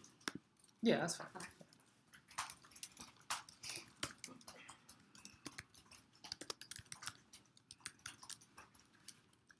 That's wrong. There we go. That's better.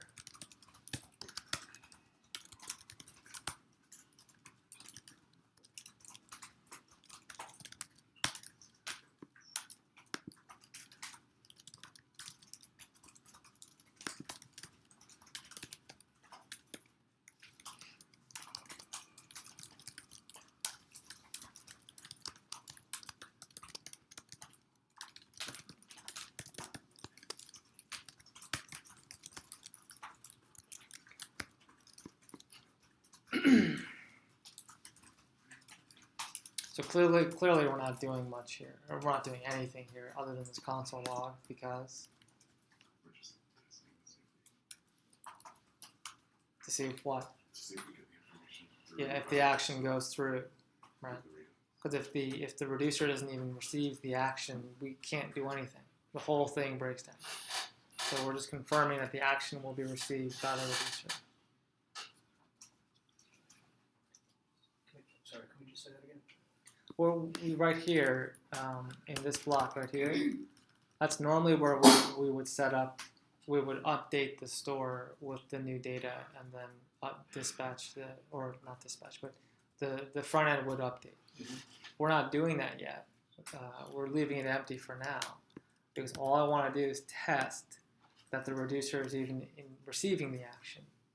Because if not, we don't want to write a whole bunch of code right here before we even know the action is being received, because then if it's not being received, we end up debugging in areas where there are no mistakes. So that's, you know, so that's not good. All right, so we have our reducer. Make sure the index is set up, which is not, so that's a close one. So post reducer.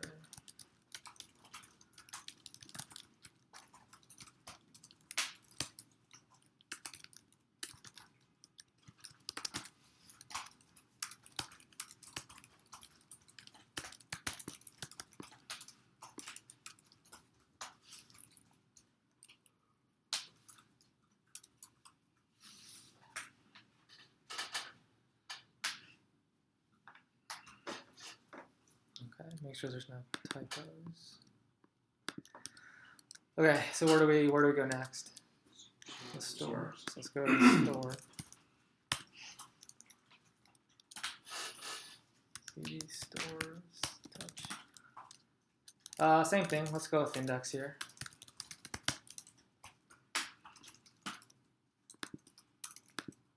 And if you have another previous project, just use that. However, we do need to make a few adjustments, so we want to be careful with this. So, We call it stores data transfer. okay.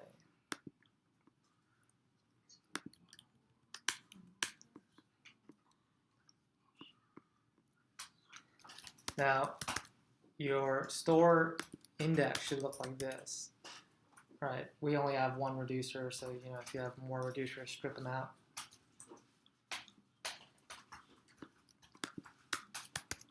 However, we're going to make an additional change. We are not going to have an initial state. Because remember, that comes from the server, and right now we don't have server-side rendering.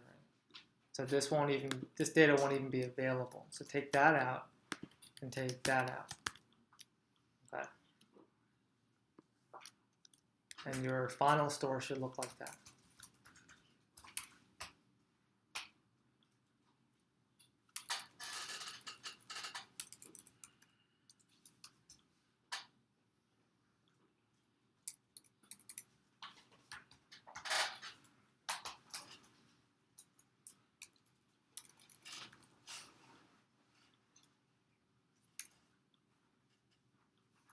Okay.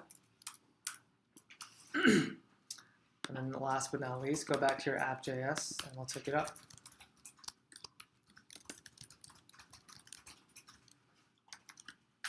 Stores. There we go. Actually, no, we're not going to use the destructor. We're going to do it like that.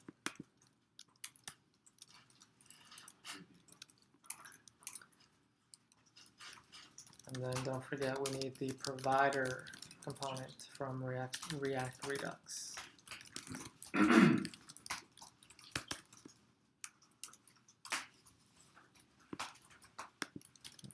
and then the idea is you take the provider, you take the entire project and you wrap it inside the provider. The provider is the glue to Redux, but then you have to give it the store. Right, and then you have to call the configure action on the store itself. Configure store is what we called it, so.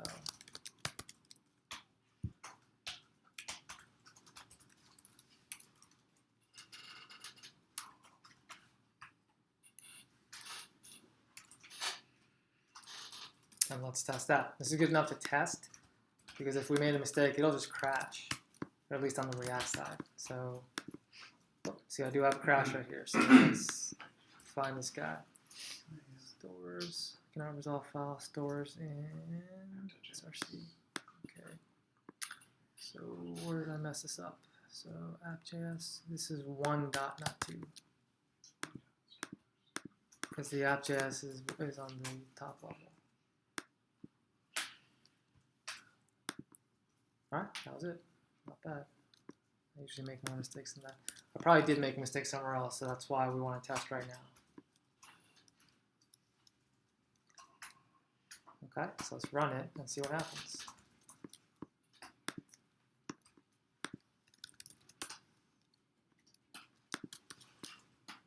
Alright, very good. So the fact that everything still works means our setup is so far so good. Can you go to your post reducer for a second? Yep.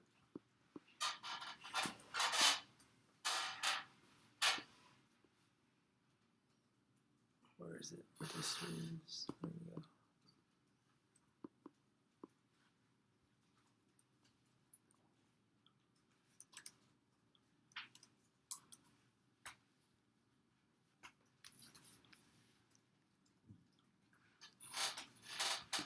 And what were you doing to test this out? We didn't test this part yet. Basically, all we're testing is whether or not it crashes. So if it doesn't even crash, that's success right now. Yeah. And can And keep in mind, for me, it did crash. Right? That's why I did test it when I did. I did make a mistake right here. Right? I did not know I made that mistake. However, I caught it relatively quickly. So it's all about knowing when to test. Which basically means when are you most likely to make a mistake. So I tested there because I knew I probably made a mistake by now. So let's find it now. So it's kind of like a healthy distrust of yourself. So that's really what it is. Are we all good? We're all set to go? All right, let's keep moving. So I'm going to make a slight adjustment here. I like this formatting better. I'm going to do const. I find it to be more concise and less verbose. I'll take all that and put it in here. Get rid of that.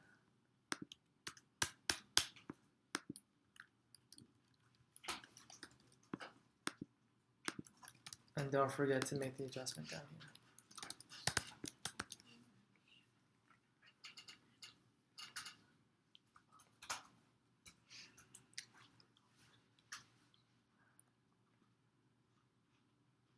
Do that for all elements, or that's just for code?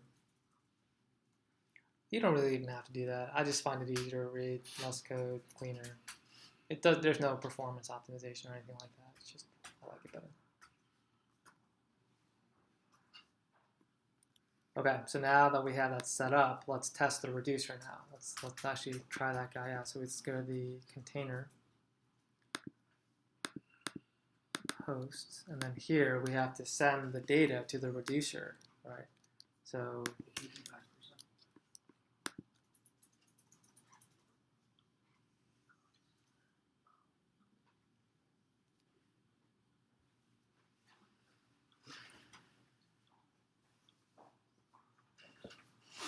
alright, so let's go to the container and let's get this guy going. So don't forget the connect function.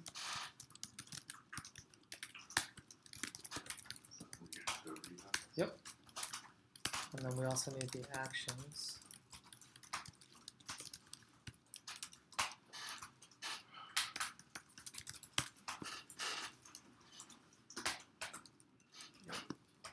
Alright, and then down here we set up the state to props.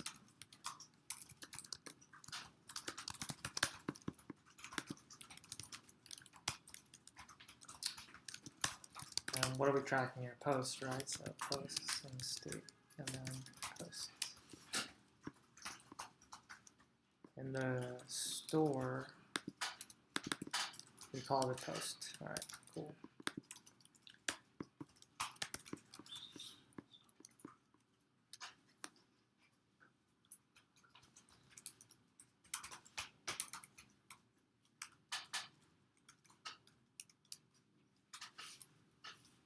Oh, I forgot to connect it. So connect state to props.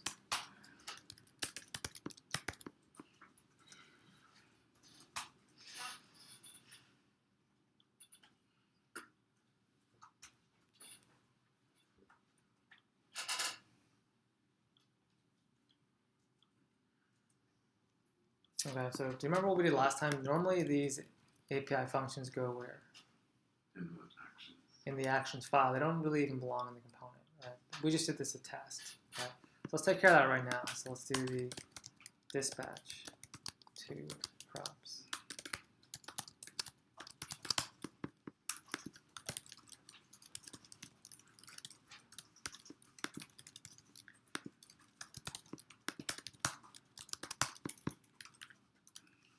And then here, we have to be cognizant of where we are in the data flow. It's no longer going to be post received. It's going to be fetch the post. Like we have to tell the action to go get the posts, right? So the name should be fetch posts.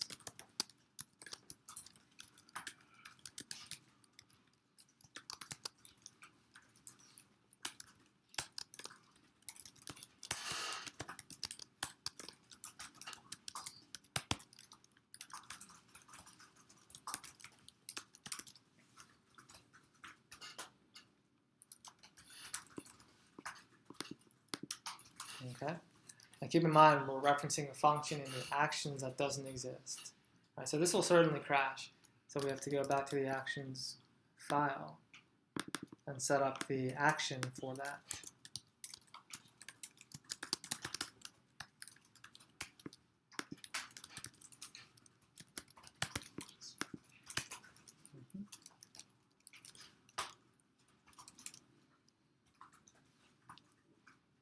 Everyone with me?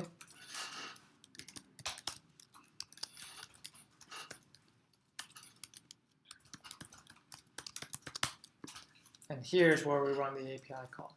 So we need the API manager for that.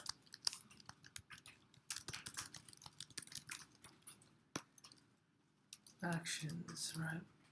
So yeah, one level up. Utils.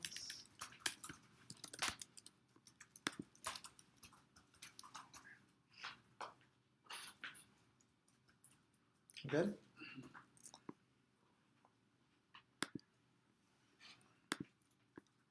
We already know this was successfully called, so let's go ahead and just reuse that, right? So, and from the container component. So grab it from the container component and just use it here instead.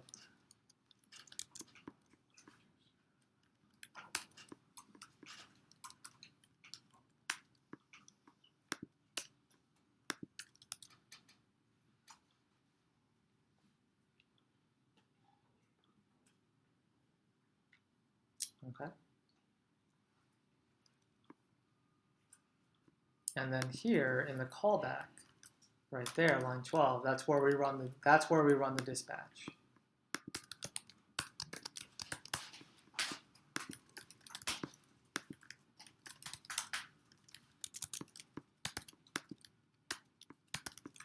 That's where the posts are actually received. Does that make sense?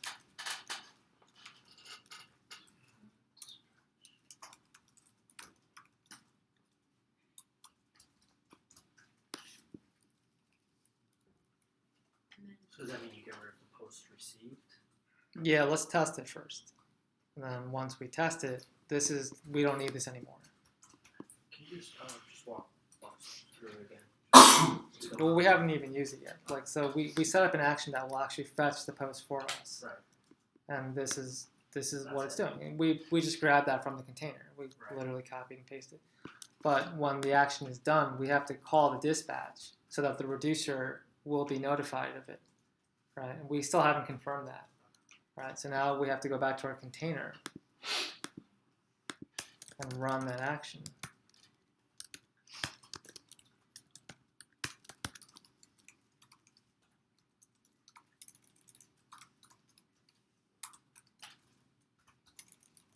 But, long story short, we just took it from point A and put it in point B, right? and check in on Webpack.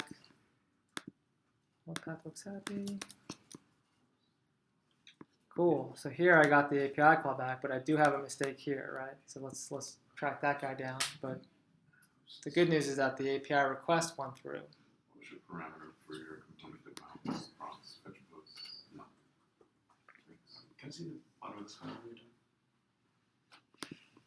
Yeah, keep in mind it was not successful for me. We have an error here, so I have to find that and fix it. Should you get your console log up? Not my console. Can I see the bottom of that file? Is it No, your container? the container. Okay. Yeah. Connect state to purpose dispatch house post. Oh, that's because you need to connect it. Okay. Let's track down this mistake. Fine. Right here, I don't have the. So the response delivers a results key, right? So we want to do response.results. That's my mistake. All right. Now keep in mind, like that wasn't like lucky that I found it. You have to interpret the error. So I went a little bit too fast in that one. You see right here it says post not defined. Right there. Like that literally means post is not defined. They're being quite literal with that. So I just look for where I'm referencing posts inappropriately, inaccurately. That's right here. It turns out it's line 15. Right? That's an undefined variable, so it should be response results. Hopefully that's my only mistake, but at least we tracked one down.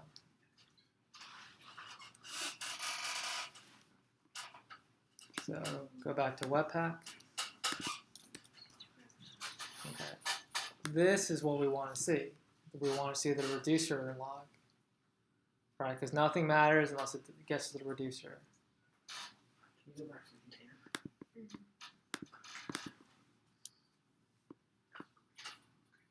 Now that we've confirmed that, we can get rid of this. Who's debugging? All right, let me go back real quick.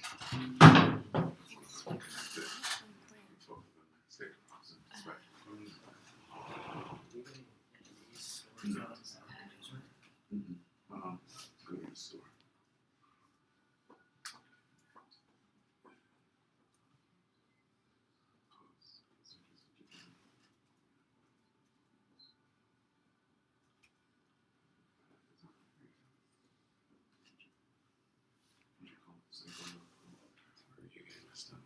It's telling me on this line, but I don't see anything more.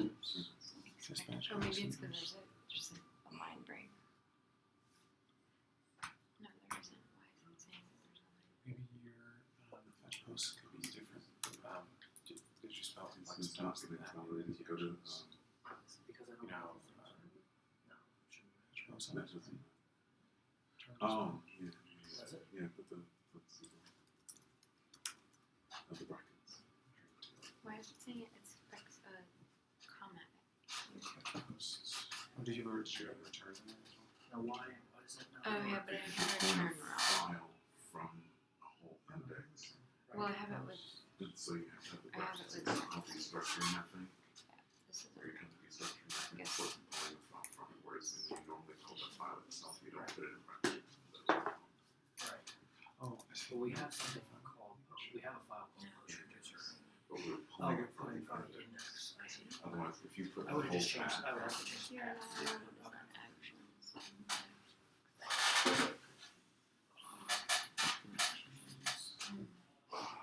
Where are you? You're in that index. Producer.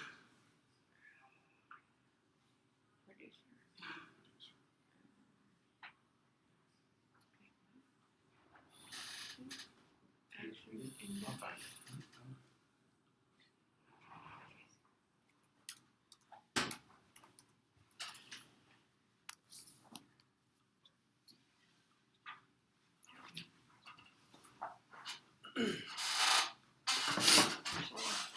We're good? Everyone's good? Yeah. Oh, I have a typo.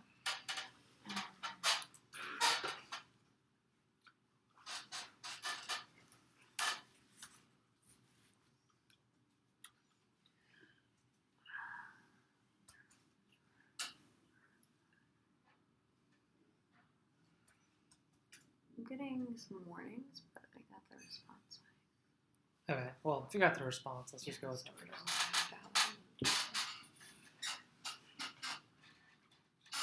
gonna validate. So remember, we want to see this, right? Because it's coming from the reducer, but don't forget, in the reducer, we didn't do anything, right? So there's no like update to the store. We're just confirming that the reducer has successfully received the event, which it did. Let's go back here and let's see the best way to do this.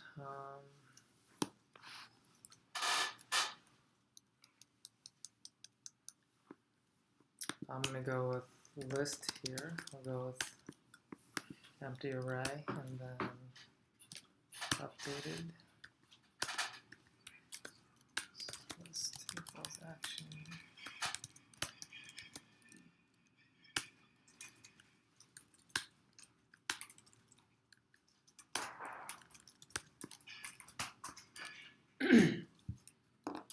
Okay, so we're storing it in an array called lists.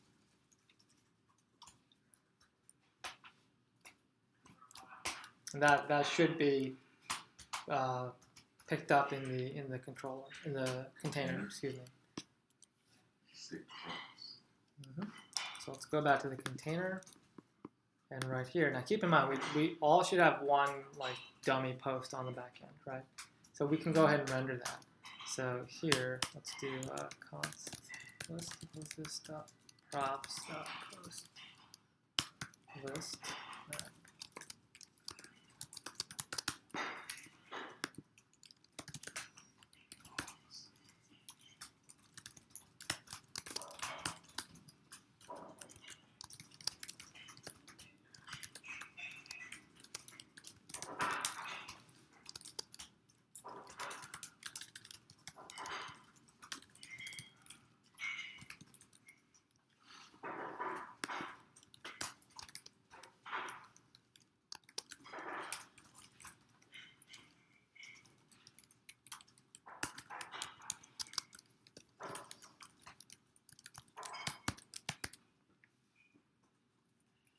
You don't do key equals I.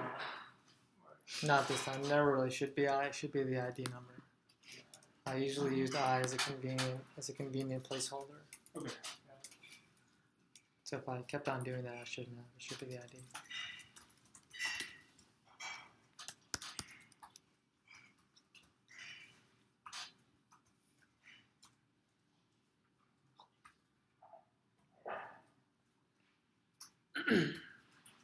Okay, so if we do have, in fact, one like dummy post on the back end, we should now see it on the front end, which I do not, so I made a mistake. So Check the state to props. state posts. Oh, I called it posts. Let's say posts. There we go. Typo. Right there was my typo. I had post. It should have been posts.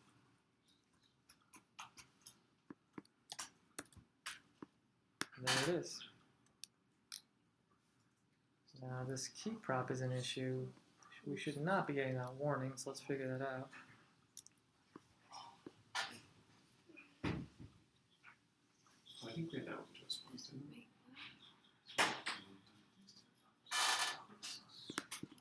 Oh. Oh, it's underscore ID. My fault. Underscore ID. Long ago, so saucy.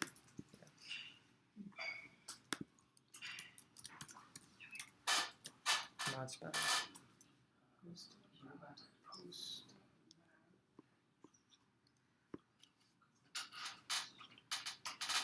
Reducer provided. Sorry, what? The reducer? I think the reducer index, that's post and then post reducer. Index. Like that. Or no, that's fine.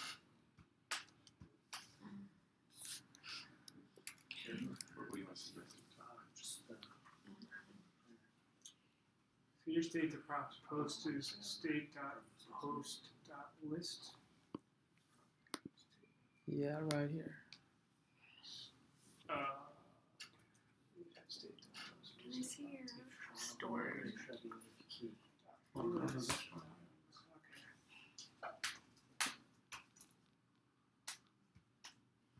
And is yours working? You also have cannot read map of Russia find.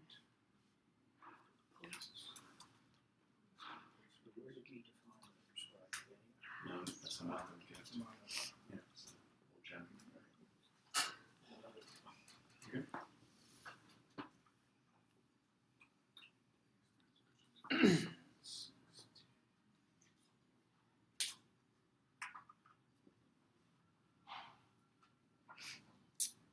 Everyone good so far? No.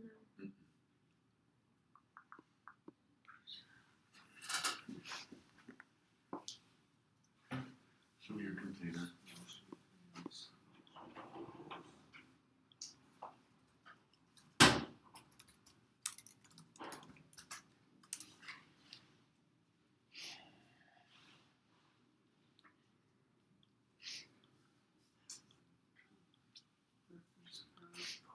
know.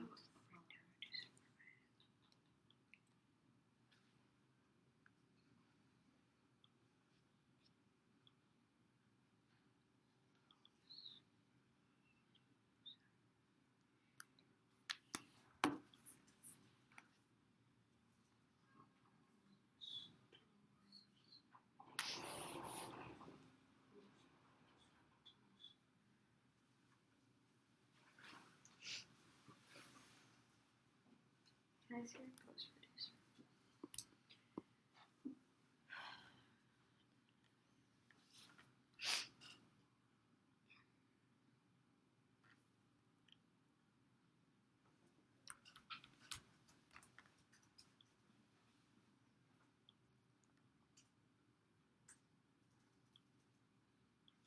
It's saying I don't have valid reducer in the store.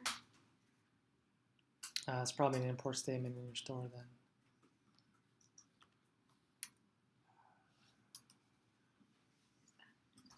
Wait, so Do you want to take a right, yeah, I think it was the import secret. Oh.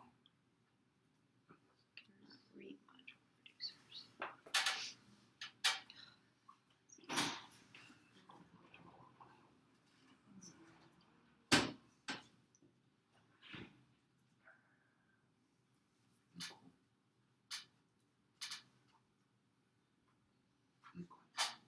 Good.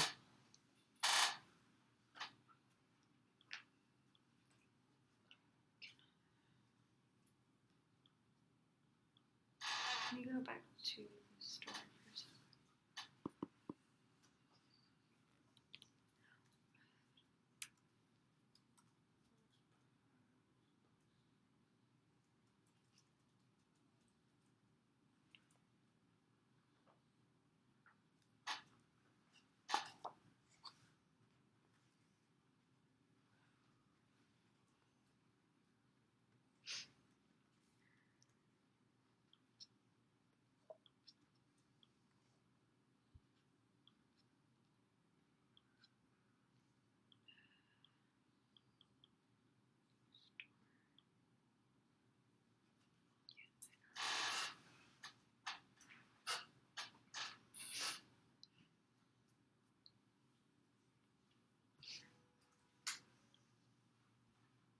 Can you take a look? Yeah, it's saying there's no reducer.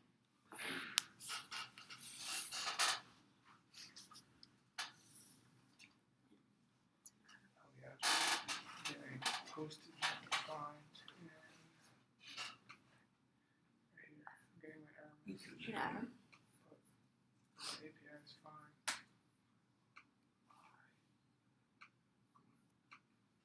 Errors post is not defined.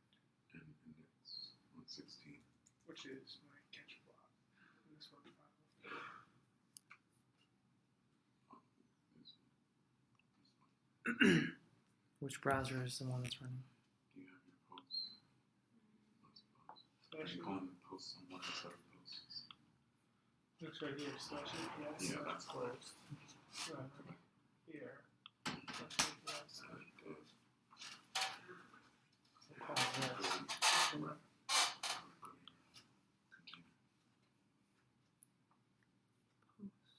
Touch posts. Touch posts. Yeah, it's saying call. State dot. State dot. It's calling it. It's just it's sending like it's a mongoose error. I'm just catching my error. Press error post is not defined. Oh, go back to your. It's like singular post.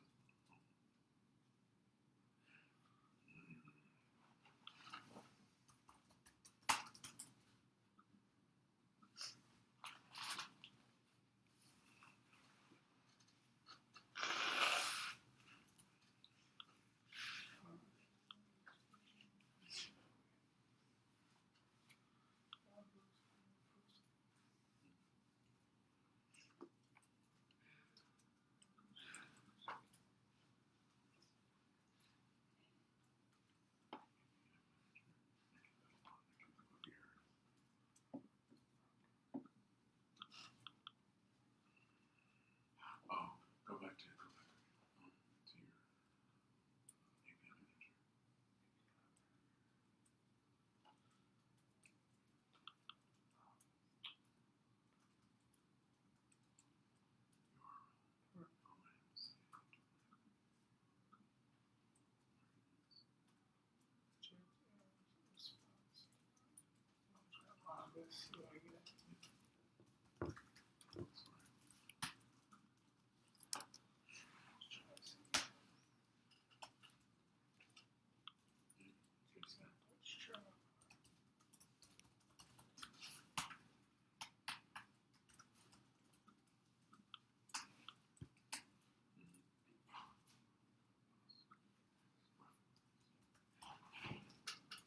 Could I have missed an import somewhere? And 16 is your API post. Uh-huh. It's like the file looks fine. Wait, hold on.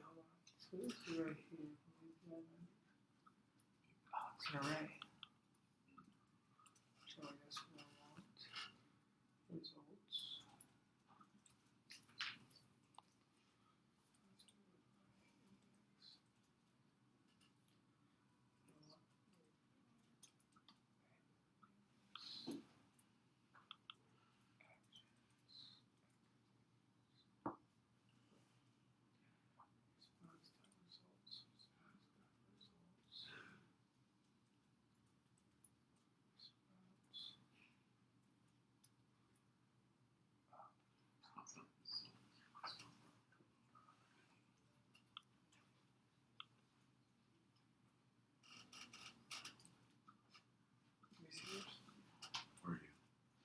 Where are you? Fetch posts. API manager. You resolve response.body to lie. And actions.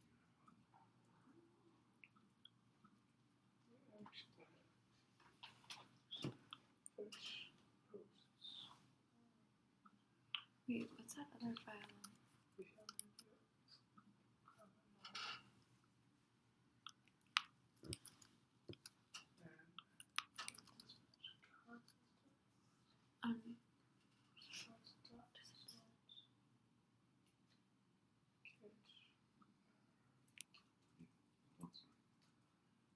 Password is working right there. You're in your index. Everything's not set up.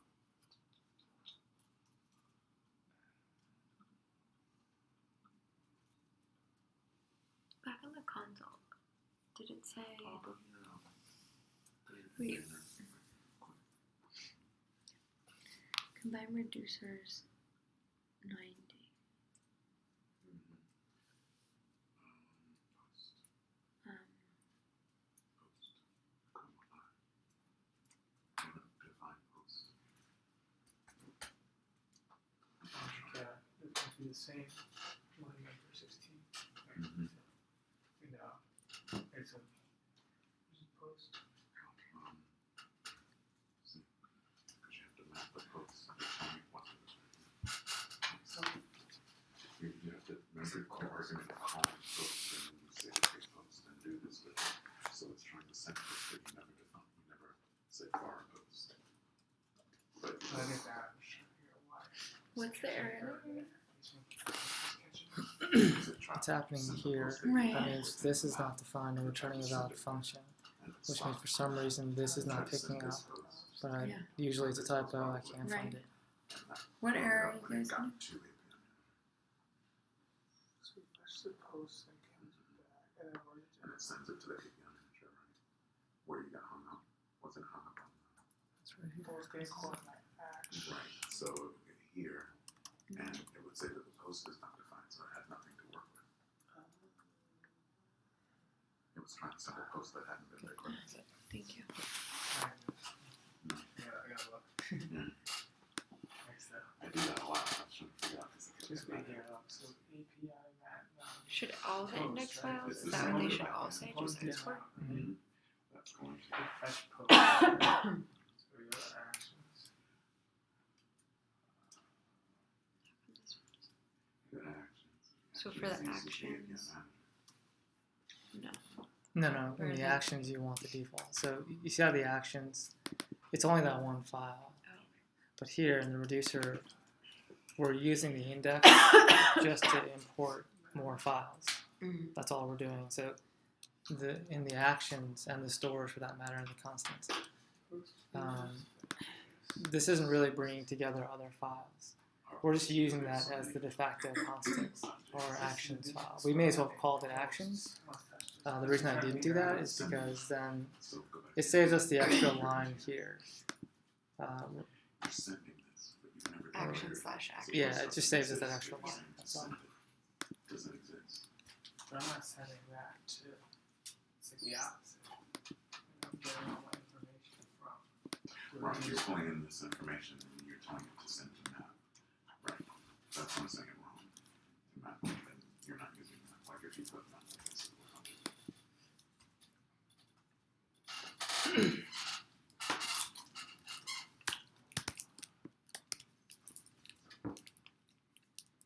Like map underscore ID or map. If you call it there, you call it here. This is the So you see here having the key, we need to use the underscore ID. That's because we're receiving the raw posts from the backend. We don't actually want that, right? That's why I keep on making this mistake. Because in my code, I don't return the raw profiles. What do I always do? I return a summary. Let's go ahead and take care of that right now. So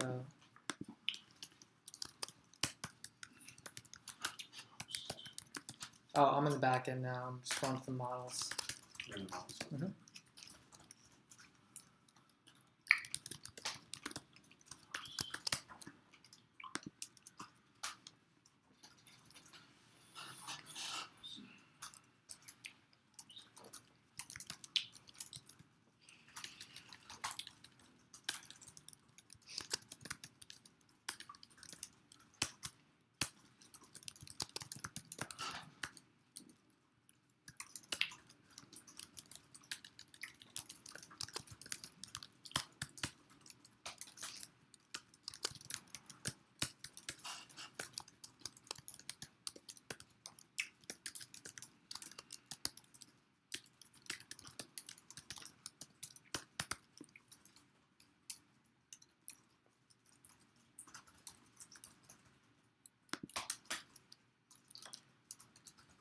I did make a mistake in the syntax here, so let me just correct this right now. So it should look like this, like that, okay? Because it's a function. So I declared it as a JSON object, that'll be inaccurate. And then return the summary.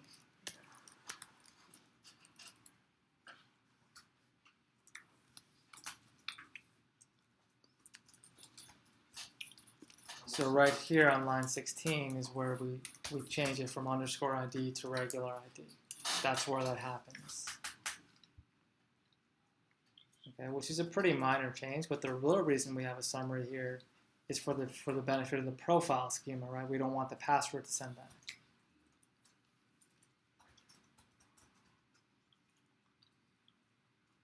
Okay, so while we're on this, let's go to the profile schema and do the same thing.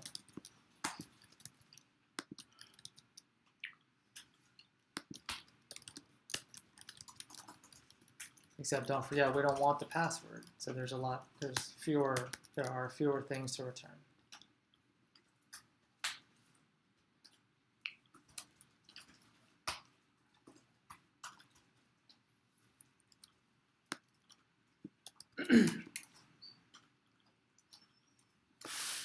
Okay, and then comment just to finish it out. So this is what I meant by building out our front end and back end kind of together.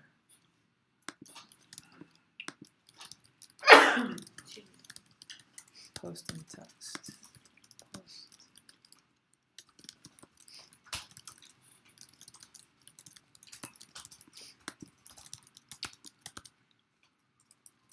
Okay, so now we have functions on each object, on each model, that can return a summary based on what we say, rather than just everything.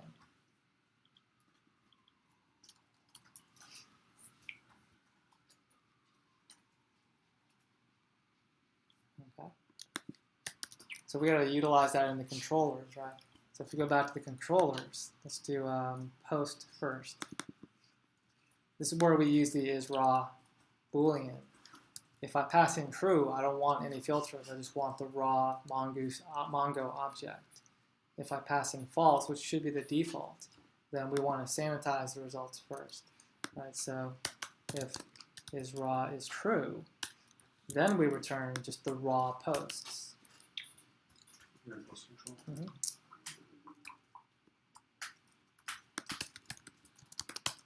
Otherwise, we have to sanitize the results.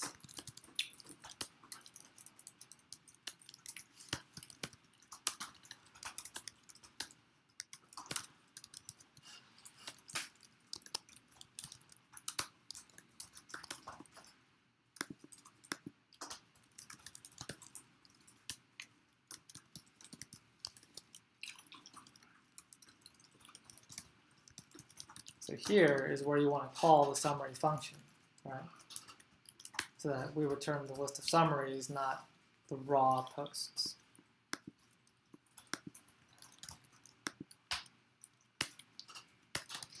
And then we resolve the list.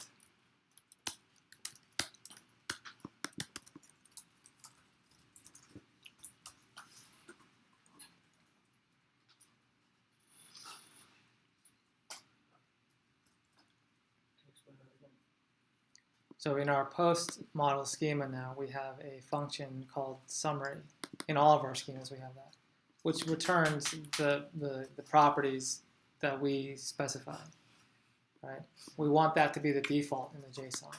So in the controller, we return the summaries if the isRaw Boolean is set to false, which, if you recall, in all of our API calls, they're always set to false. Okay, so by default it's normally true, but we've set it as false for our API calls. Yeah, I don't know if Booleans are normally set to true. That part I don't know. But like we're just saying false. Okay. So sometimes we do want it to be true. So if isRaw, so the first line is if isRaw is true. Yeah, we could also have this. This is fine. Okay, so if it's raw data, show it. No, if we want the raw data. Okay. So we have to specify that. So this Yeah, scenario, we call isRaw something. right? We haven't used it yet. Like nowhere in our project are we actually doing that yet. But it's ready for us when we do. So if we want to really see if this worked, we want to now test the API, right? So if I test the API, now I'm not getting underscore here anymore. You see that? That's because this is a summary. It's not the actual raw record. That's a better way to do this. So we should actually filter that. We should propagate that change everywhere. So here,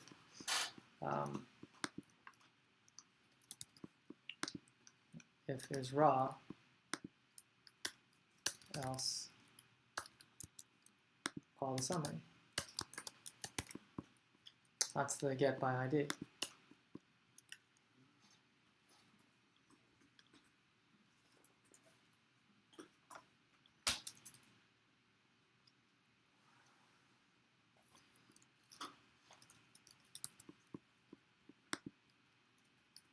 And then same thing in the post.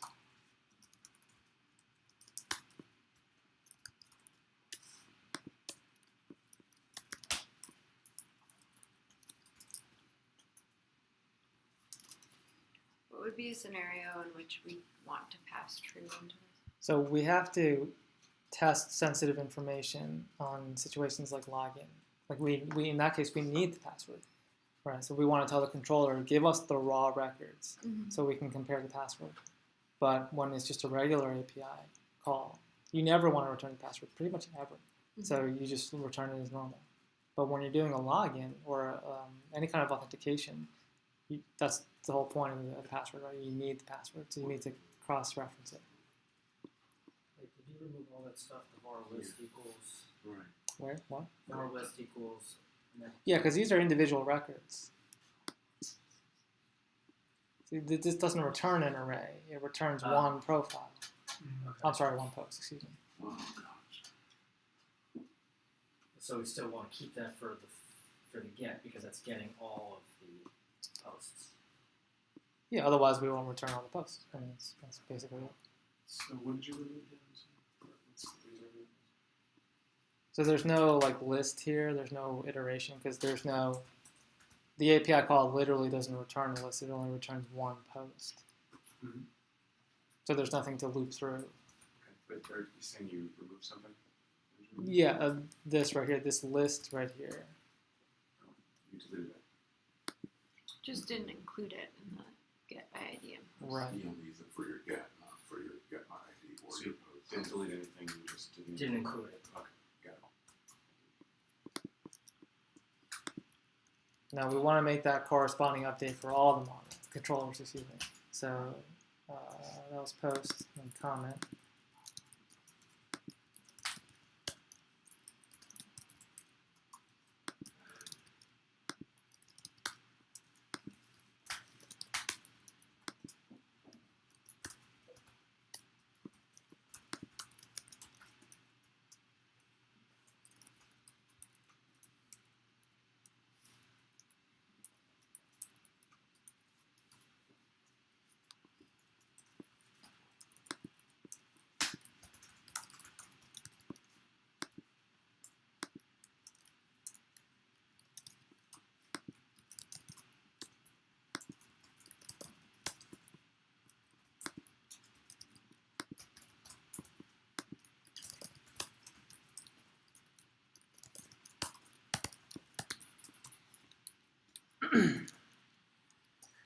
As you do each one, test the endpoints because it's you don't want to find out the hard way down the road that this is a mistake.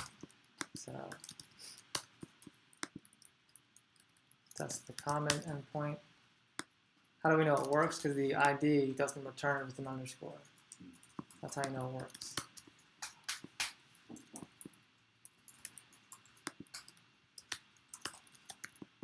And then finish it out in the profile.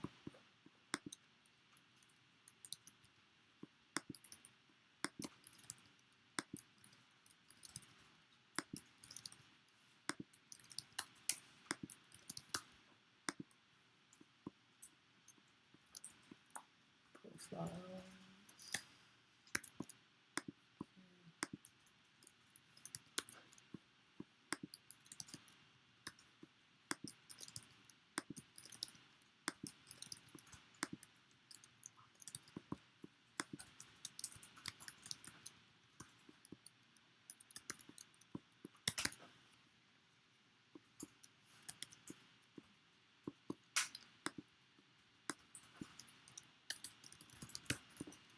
So this is the most important one, the profile endpoint. Notice how the profile endpoint does not return the password. This is quite literally the purpose of this maneuver, so that we're not returning sensitive information on API calls.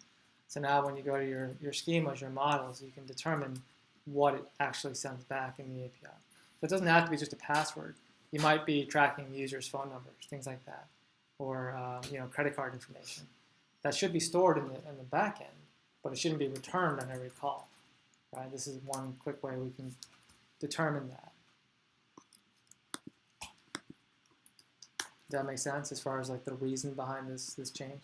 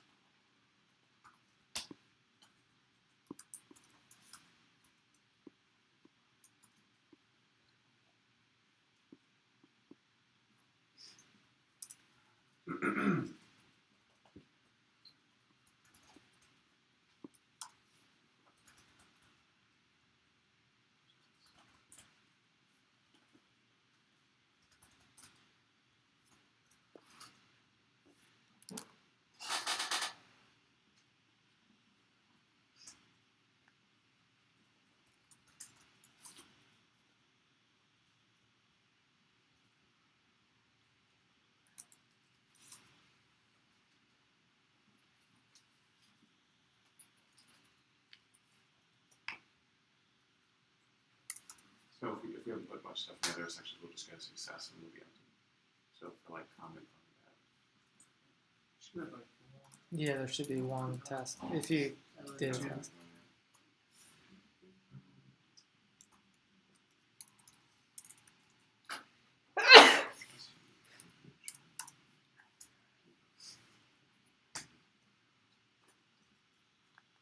Shoot.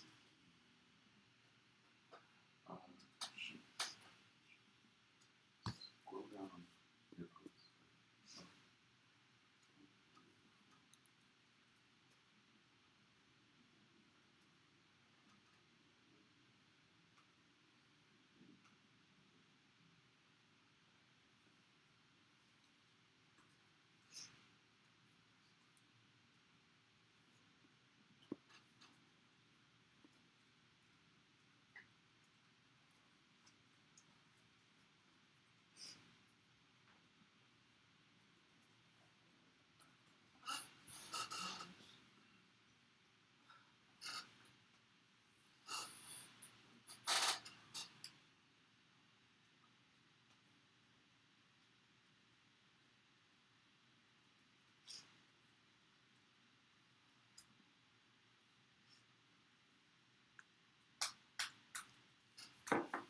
I see your profile. This is it. That's post. Oh, sorry. Yeah, further up. Yeah.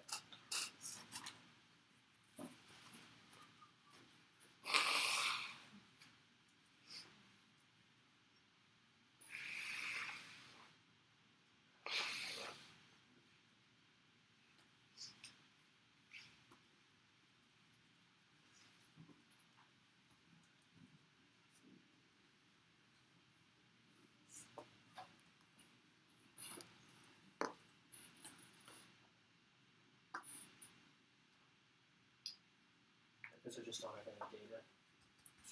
Did you create a profile at any point?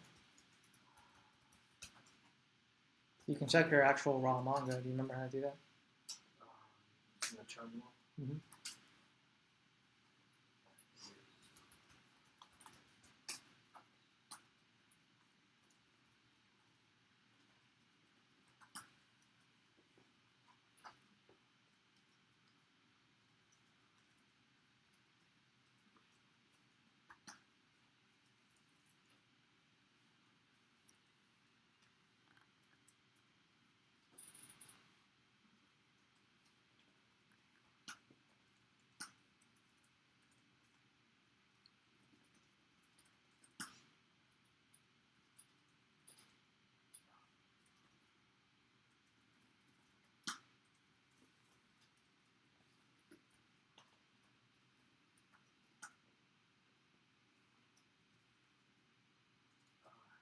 Okay, so once you do show collections, what do you do to just view that collection rather than drop? Find. DB dot. Everything else is the same, but instead of drop, you type in find.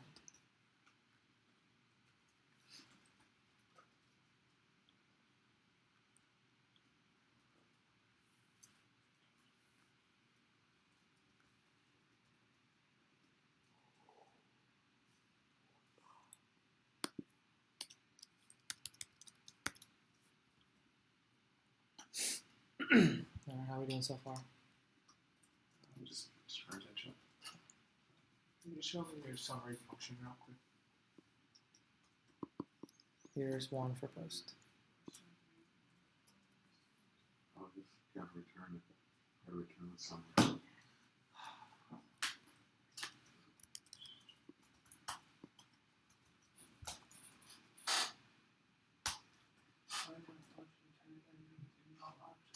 know, right? That's what I kept saying.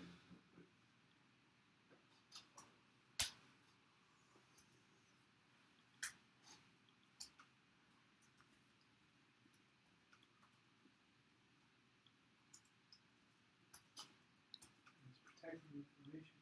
I don't think That's that's a what we little too want. much protection.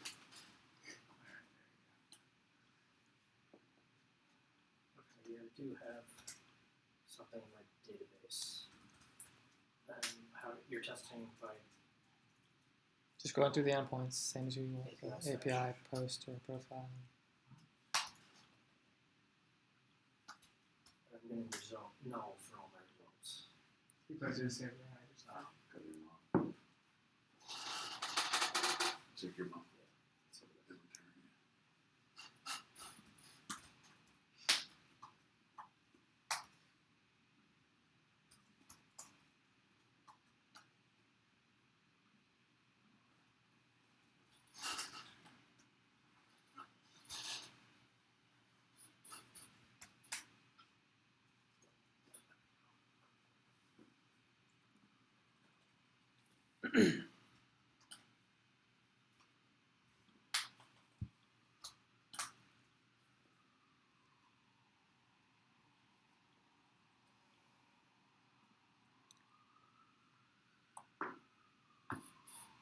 So don't forget what that means is in the post container, it's no longer underscore ID. It's now just regular ID. So all that for that one small change.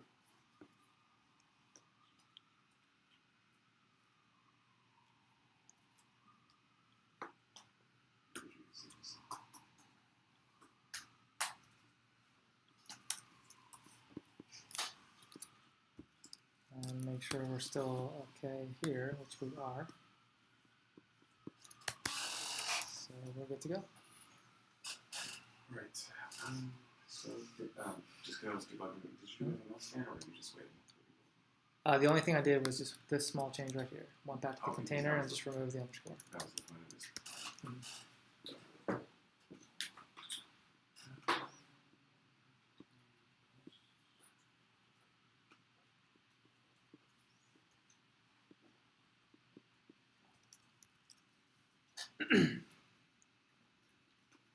Okay, who's good to go? Because once you remove that, you just reload the. Yep, everything should be back to normal. Okay. So now let's create some setup on the front end. So go back to the src components. We only have containers, right? So let's create a layout directory. cd into that, create the index right away, and then create a home layout.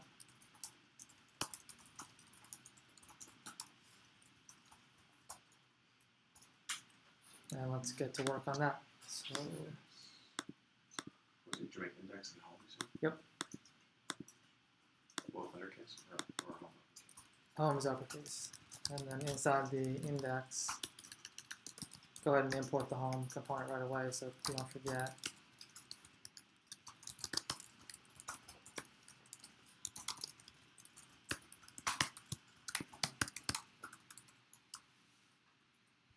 And let's set up the home layout.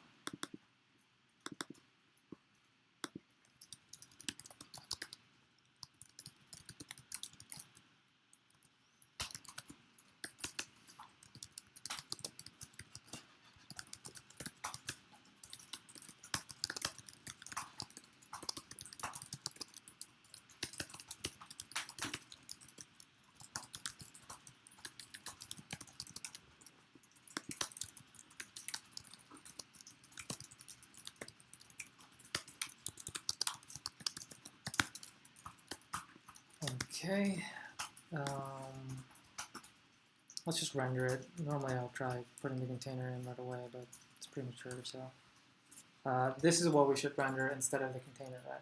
So let's go back to the app.js, and instead of the container, let's import the home layout.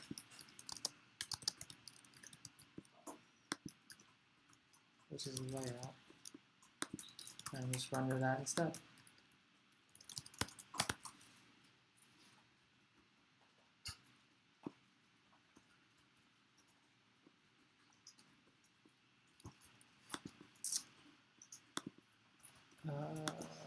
Webpack is good. Run the server. So you just replace the home button with, I mean, the, Yeah, pretty much. I just swapped one in, took one out. So now I'm back to this, right? And we want to put the post container in the layout. Is app in home and home is in home is post is in home. We didn't do that yet, though. That's what we want to do, but we didn't do that yet. So if you did that, you're a step ahead. So if we go back to the home layout, we get the posts container from the appropriate directory, and then we render that instead.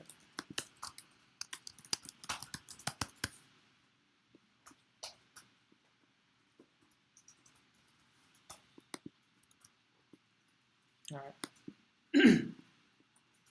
So we're back in business.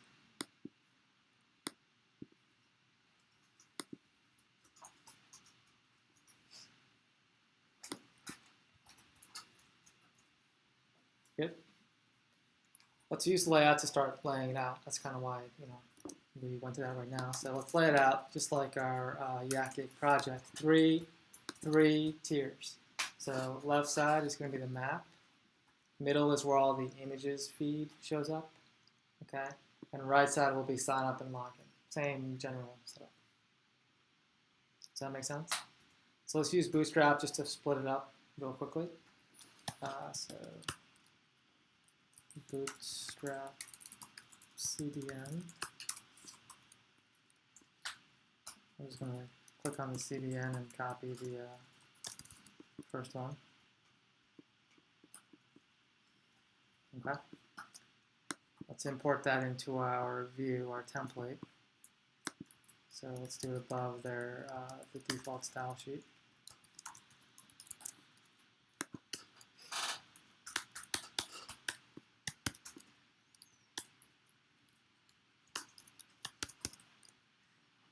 Cool, now we have Bootstrap.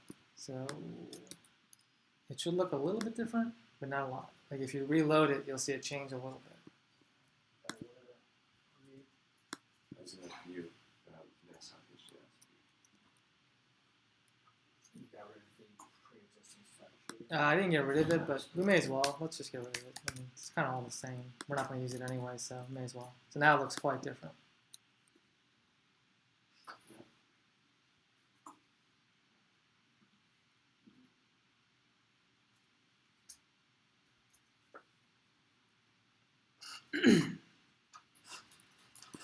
And let's start reorganizing it using Bootstrap classes. Okay, so let's go back to our home layout. The main div will be a container. The container class in Bootstrap gives us that inner padding. So if we reload right now, it shouldn't be so tight against the edges. Well, at least over here, because the entry point's not inside that div. Okay, I'm going to remove that entry point text anyway, because we're done with it.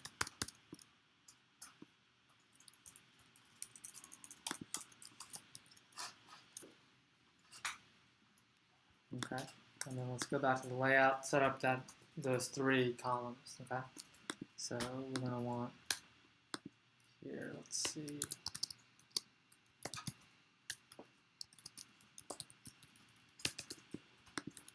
We're going to want a row for that, so that's going to be a row. Okay, and then inside the row we set up 3 columns.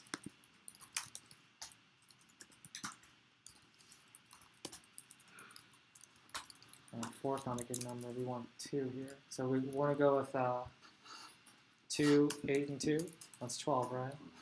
Or we can do 3, 6, and 3, which is also 12. Okay, so let's do that. 3, 6, and 3.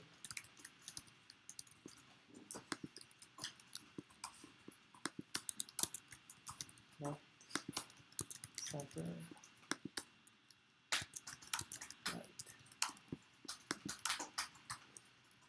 And the actual posts will go in the middle, right? That's like the center stage of this page, right? So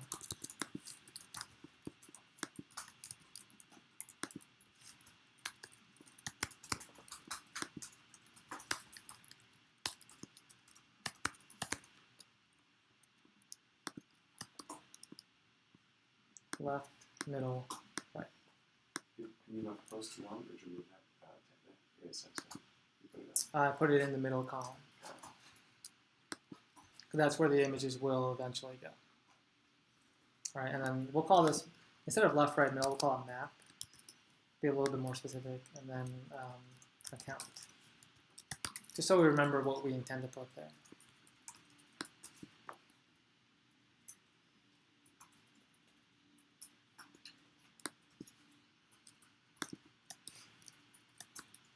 Okay, so this will be the map, this will be the login, log out, whatever, and all the images will show up here.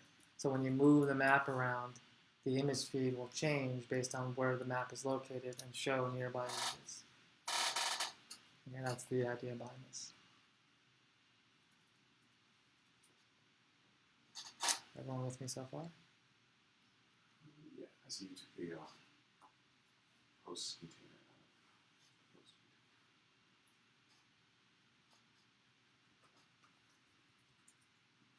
Okay, and then while we still have a little bit of time, let's go to the components and set up a view directory. Just so you know, some people call this presentation. Okay, just so I just go to view, it's fewer letters. So just understand that. And then we're going to call create post. Okay, because we're at the juncture now where we need to create posts. Right? That's sort of the next step of this process. So we want to create a view layer for that. Oh, and create the index. Yeah, that's.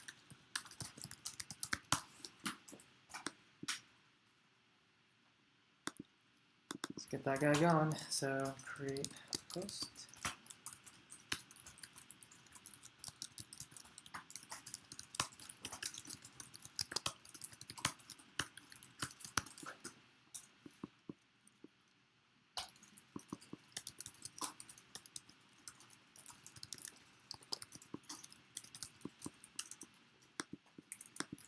I'm cheating here, I just copied and pasted.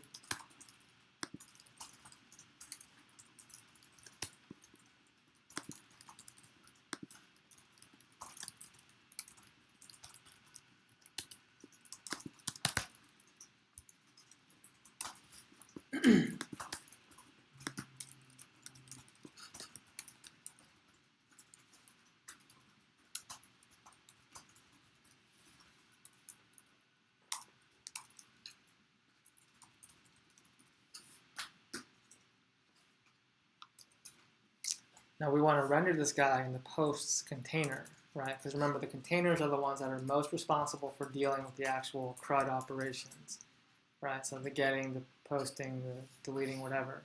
So we want this view, this presentational component, to show up in the post container. That would be the most appropriate location. Okay. So let's go ahead back to the post container. Sorry, can you use the comments? Sorry.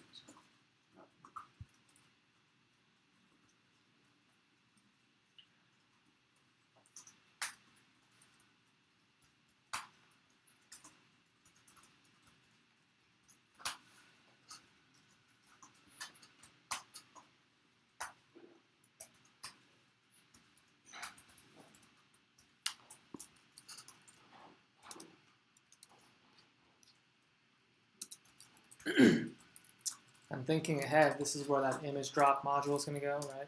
It's going to go here, and we're going to do all our uploading from here. Okay, thank you. Okay, so let's go to the container and just import that view.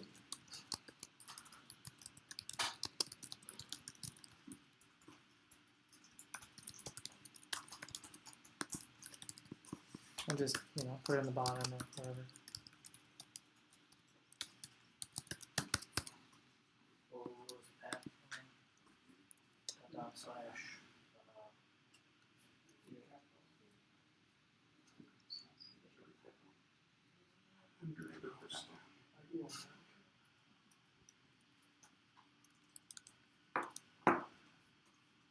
Actually, I'm going to put it on top, not the bottom.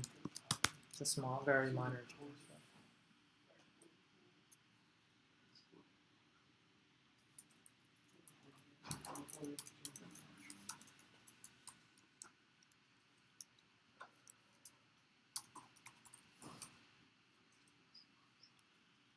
The cloudinary image drop, does that support, like, if you're on your mobile browser? Yeah, Tap all that here. works. Yeah, it's not a cloudinary thing. It's the React drop zone thing.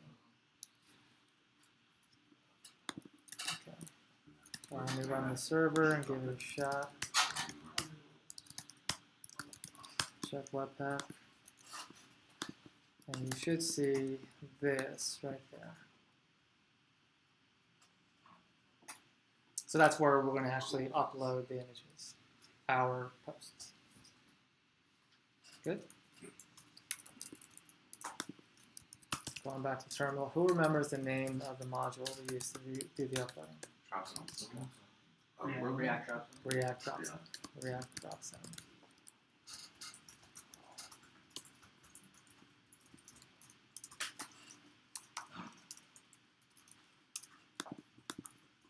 And inside the view create posts, we import that. I can't remember if it's a submodule, but we're going to find out. So.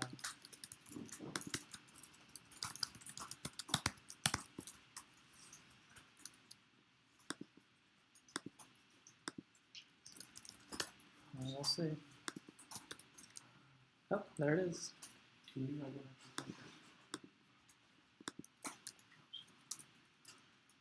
So what I'm saying is I couldn't remember if it was this with the braces or not, meaning it's a sub-module of a bigger library. Turns out the entire thing is just a single component, which is nice. So.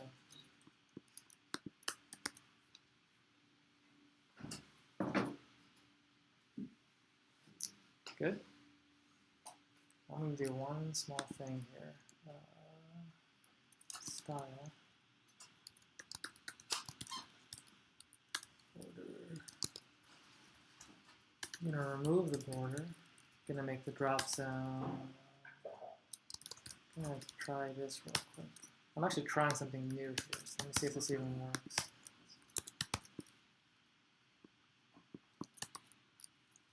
Alright, and then I'm going to put a button here.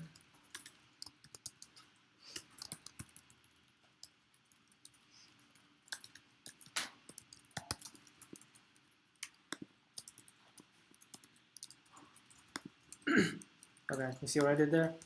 So I put a button inside the drop zone, basically creating the illusion that the button invokes the image prompt, like that. Because then people will know, like, to click on the button in order to upload an image. It's more like intuitive, like user behavior. So it should be a better way to do it.